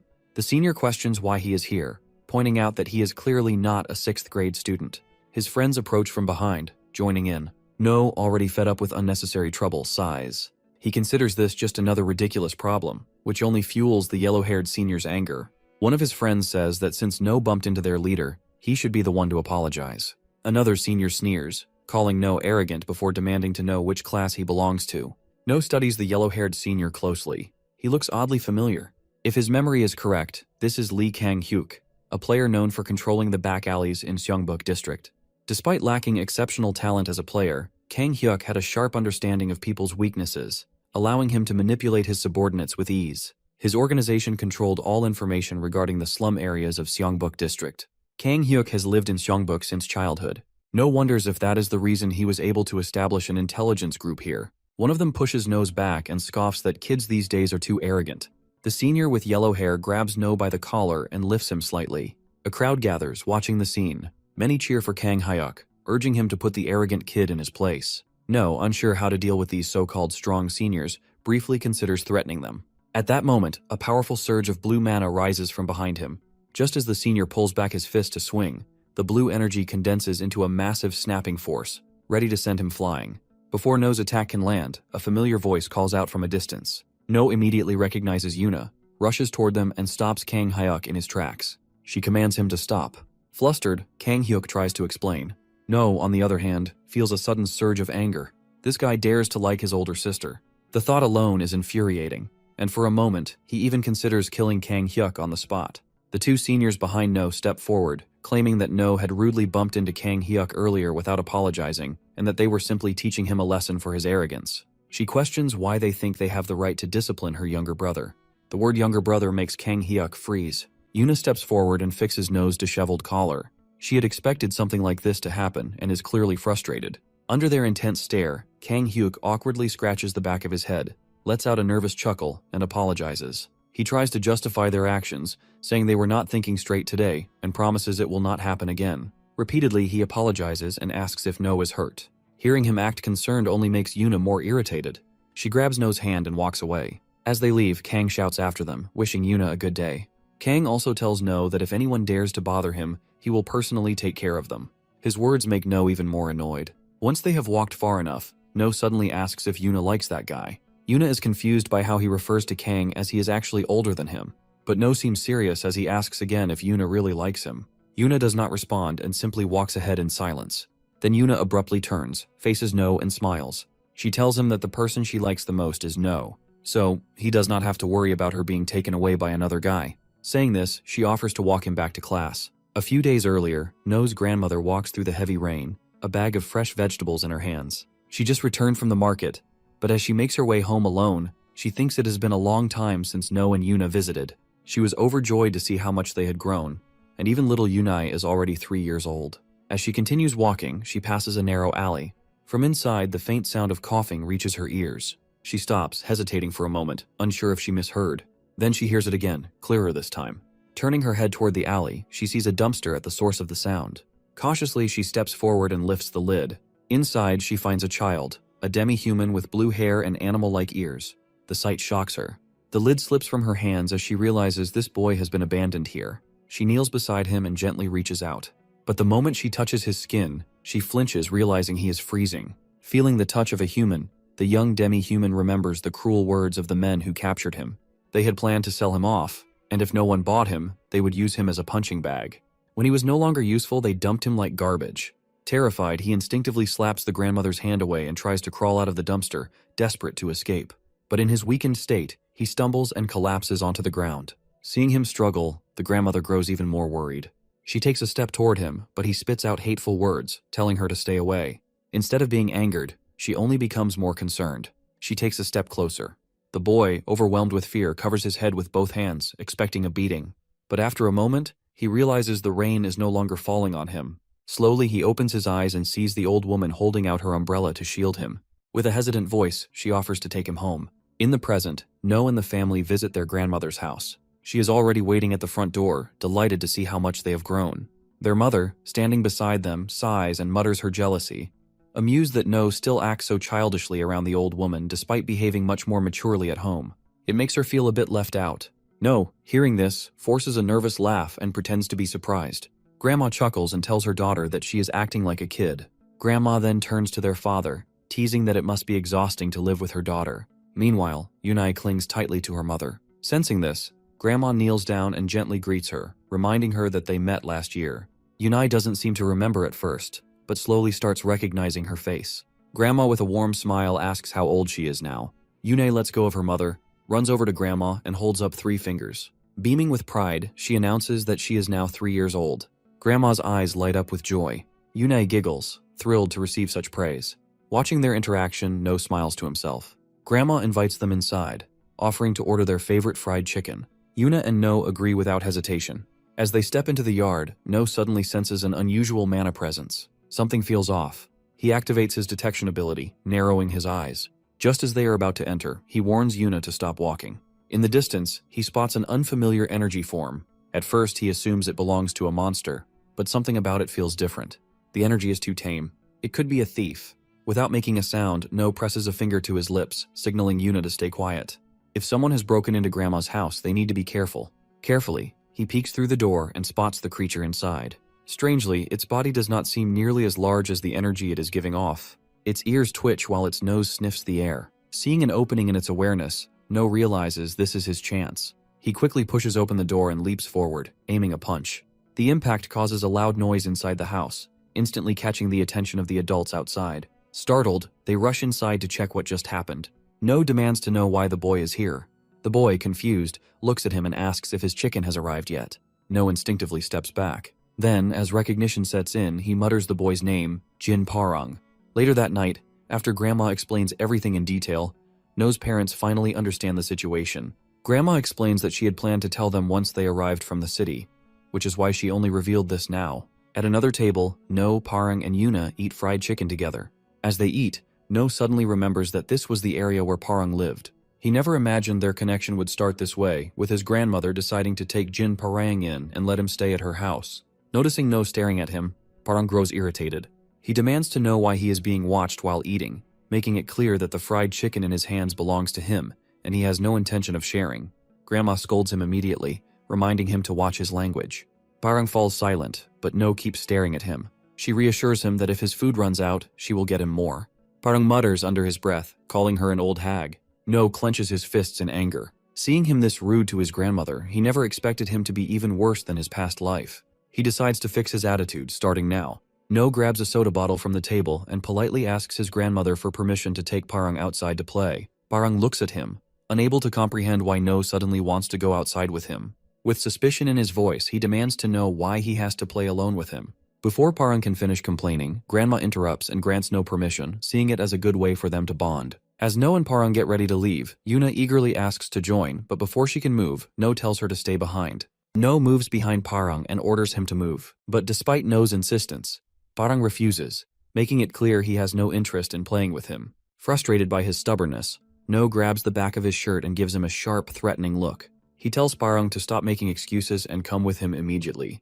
No, losing patience, drags him out of the house. Once they are far enough, No suddenly throws him in the middle of the street. As Parang groans from the impact. When he finally recovers, he opens his eyes and sees his fried chicken on the ground. His face twists in despair. No says people don't avoid disturbing dogs out of respect, but because they are afraid of being bitten. With that, he snaps his fingers, and a glowing barrier instantly forms around them, encasing them in a dome. Parang's eyes widen as he stares in shock. The reason for the barrier is simple. No doesn't want to be interrupted or overheard. Inside the barrier, No looks directly at Parang and tells him he isn't a dog, but judging by how he spoke rudely to Grandma earlier, he doesn't seem much like a human either. He is going to teach Parang how to live like a proper human. Hearing this, Parang demands to know if No is trying to pick a fight. Deep down, he already dislikes him, and this situation only makes it worse. But No doesn't care. He lunges, moving with incredible speed. Parang fails to dodge in time. The first strike lands directly on him, and he screams in pain. The bottle might look ordinary, but to Parang, every impact feels like being struck by cannonballs. Between the relentless attacks, No forces a lesson in respect upon him. He reminds Parang to show gratitude to the woman who took him in, gave him food, let him sleep in her house, and even cared for his injuries. No finally pauses, allowing Parang to catch his breath. He collapses onto the ground, barely able to move, but No is still furious. He hasn't forgotten the way Parang insulted Grandma, calling her an old hag. His mana surges, growing stronger. He resumes the beating, delivering another round of brutal strikes. Parang screams for help, desperately hoping someone will hear him. But no matter how much he yells, his voice will never reach the outside. No reminds him that the barrier blocks all sound. No one will come to save him. No taunts him, saying that if he really wants help, he should try using telepathy to contact the adults. Parang freezes. He can't use telepathy. He is only 10 years old, far too young to have learned something like that. At that moment, No suddenly recalls something. Parang once bragged that when he was 10 years old, he could already use telepathy. Swinging the bottle again, No asks if he deserves another hit for that deception. The sound of his voice, the force of his blows, and Parang's desperate cries remain trapped inside the dome. The next day, Parang kneels on all fours in the family's house, still feeling the pain of No's strikes in places no one can see. When No's parents ask his age and what grade he is in, He admits he has never been to school. Parang hesitates, but he forces himself to finish his sentence before falling silent. No remembers hearing about how Parang was bullied at the academy. No steps closer, placing a hand on his shoulder. He offers to have Parang join his class. No insists that the second grade would be fine. No pressures him to agree while his mother asks for her opinion. Unable to refuse, he reluctantly accepts, which makes No happy. Grandma comments on how quickly the boys have found common ground, and his mother agrees. No turns to Parang, who is trying to avoid him. Grabbing him by the collar, No drags him along, suggesting they walk a little longer. Parang protests, but it's already too late. The celestial maiden, Gael, sits at a table while two guards stand nearby. Across from her, the Italian ambassadors, Albert and Jenko, discuss their plan to help thousands of Koreans return to their homeland. Albert lays out a condition. They must first eliminate the monster in the North Atlantic. The strongest creature among the first-rank monsters, powerful enough to destroy a nation. First-rank monster Leviathan. Gael calmly takes a sip of tea and asks if they would be satisfied with simply supplying soldiers with potions. Albert acknowledges the potion's incredible effectiveness and ease of use, then says they already agreed to trade Mediterranean mana steel for the potions. Gael agrees it is an unneeded item for them then. Jenko lifts a leg infused with energy and shatters the table. Gael orders her guards not to hesitate, while Albert hurriedly pleads for help with the Leviathan in exchange for her people. Gael stays calm, asking for a tissue to wipe her lips after finishing her tea. Albert warns Genko not to go too far, but Genko refuses to stop. He claims his words must be true since Gael has not denied them. He then insults Koreans, saying all they care about is kimchi. One of Gael's guards clenches his fists in anger, but she remains unbothered. Then, a heavy pressure fills the room. With just one sentence, Gael forces both ambassadors to their knees. Genko collapses, while Albert grips the table to stay upright. She agrees to Albert's conditions, promising to help retrieve the Koreans trapped in Italy. In return, she pledges full support, sending the Divine Spear, Namgung, and 2 other elite players to assist. After making her decision, Gael snaps her fingers, lifting the heavy pressure from the room. Both men, drenched in cold sweat, sit frozen in shock. Albert slams his palm on the table, accusing her of going too far, but she calmly responds that if they have complaints, they are free to voice them. She warns that she will report their behavior to the International Mana Administration, making it clear that South Korea will not tolerate disrespect. Genko, unable to hold back his anger, pulls out his device and summons a long sword, shouting that he will kill every South Korean representative. Albert tries to stop him, but before they can act, a wave of freezing mana explodes in front of them. Genko's right leg is instantly trapped in ice, pinning him to the ground. Fear takes over as his instincts warn him that any movement will mean death.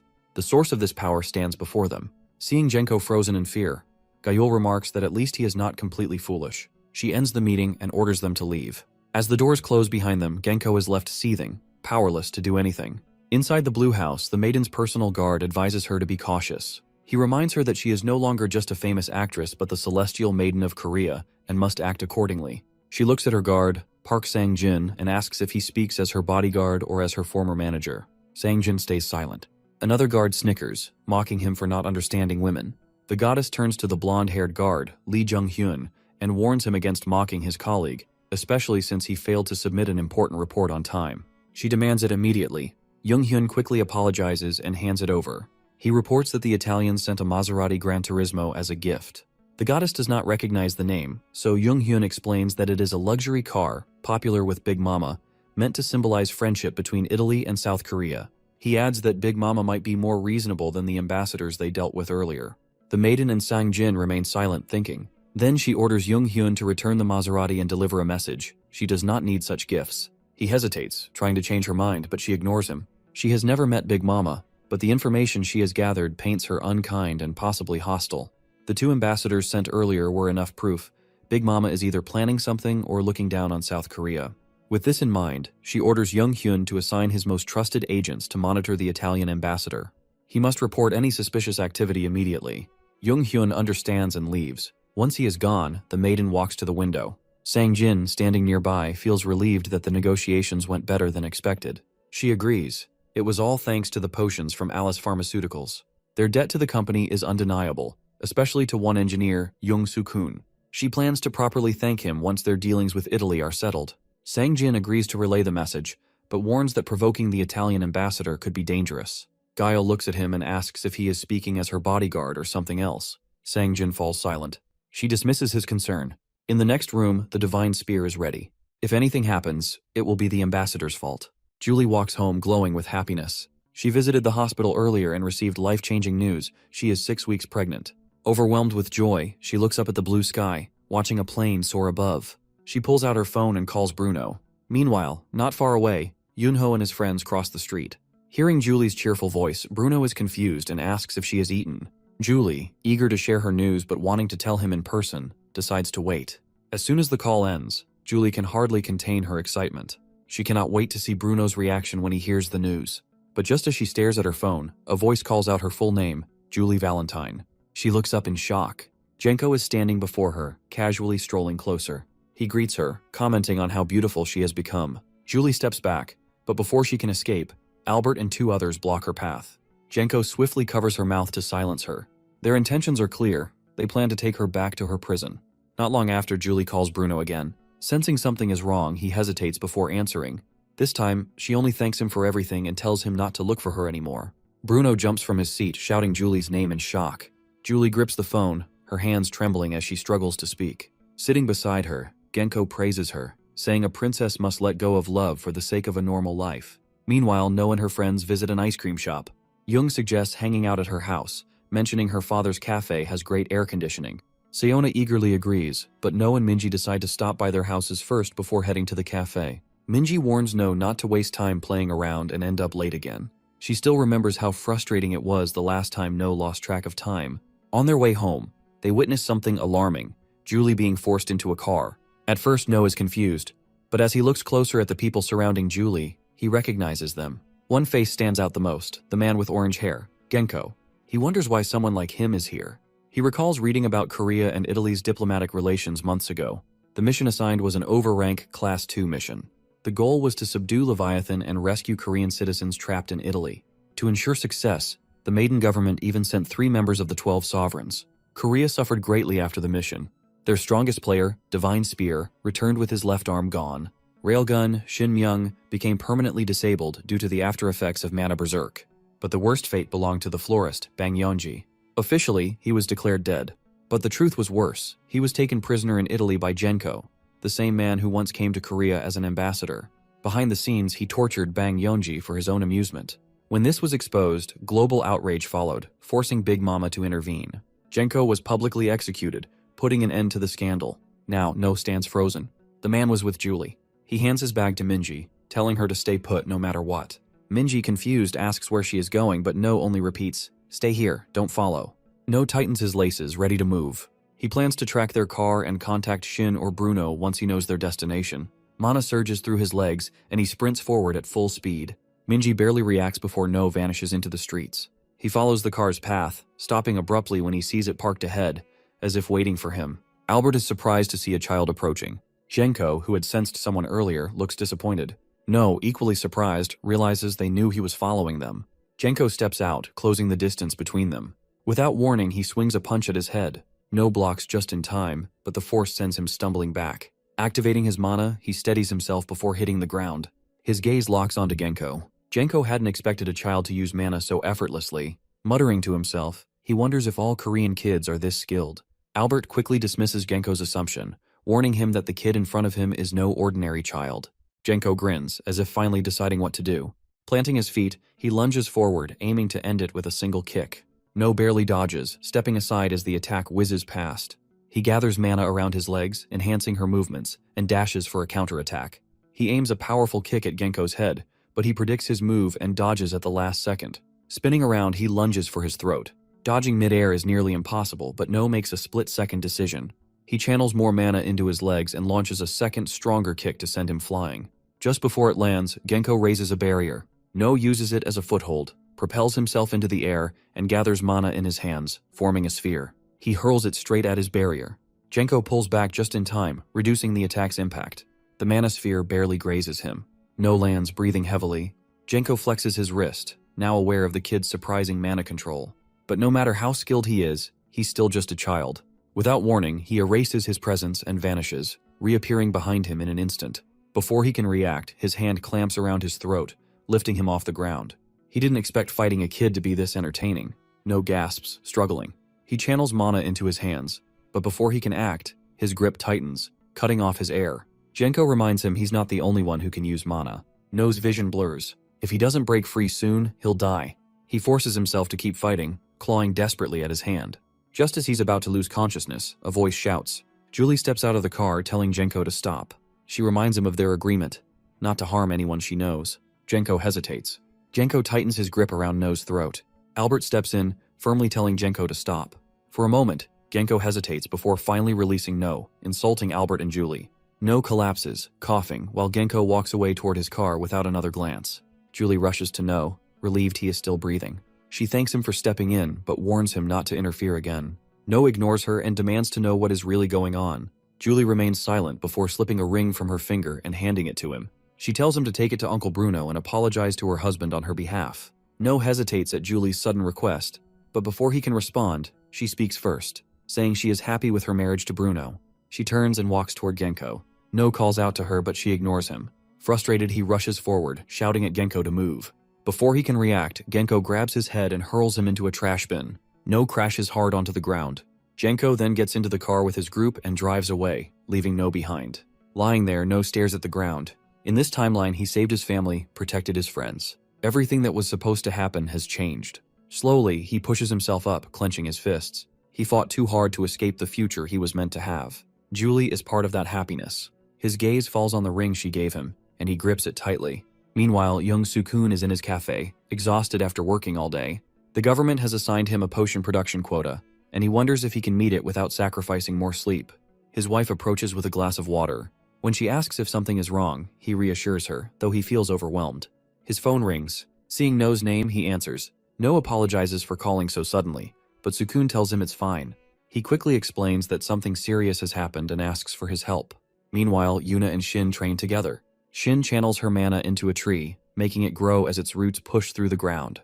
Then, with a snap of her fingers, the roots twist and surge toward Yuna like living vines. Yuna moves swiftly, dodging every strike from the tree's roots with ease. Shin watches, impressed by how much she has improved. Deciding to test her further, Shin conjures a tornado. As Yuna evades the relentless roots, a sudden gust of wind surges toward her. She is swept up into the violent storm, struggling to break free. Shin starts to doubt her earlier judgment. But then, instead of panicking, Yuna channels her mana, forming a surfboard-like platform beneath her feet. In an instant, she rides the storm itself, gliding through the raging winds. Yuna shouts in frustration at Shin. Shin remains calm, explaining that real training should feel like a real battle. Deep down, she is impressed. Escaping her tornado was no small feat, but now she is curious how Yuna will handle what comes next. Shin instantly disperses the tornado. Yuna loses balance and falls from her mana surfboard, but quickly gathers mana beneath her, forming a mana jelly that softens her landing. Without wasting time, she gets up and charges at Shin. Shin immediately launches another attack. She shapes her mana into a bullet and fires. Yuna reacts instantly, summoning her jelly shield just in time to block it. Shin is impressed. Yuna had used her mana in creative ways, showing impressive imagination. Just as Yuna reaches her, she drops her jelly barrier, certain of her victory. But before she can react, her body freezes in place. She struggles in confusion as thick tree roots coil around her leg and lift her off the ground. Dangling helplessly, Yuna looks down at Shin, who acknowledges her progress but remains strict. When Yuna admits defeat and asks to be let down, Shin refuses, reminding her that escaping is also part of the training. Shin's phone rings and she is surprised to see the call. She briefly wonders if he has caused trouble again,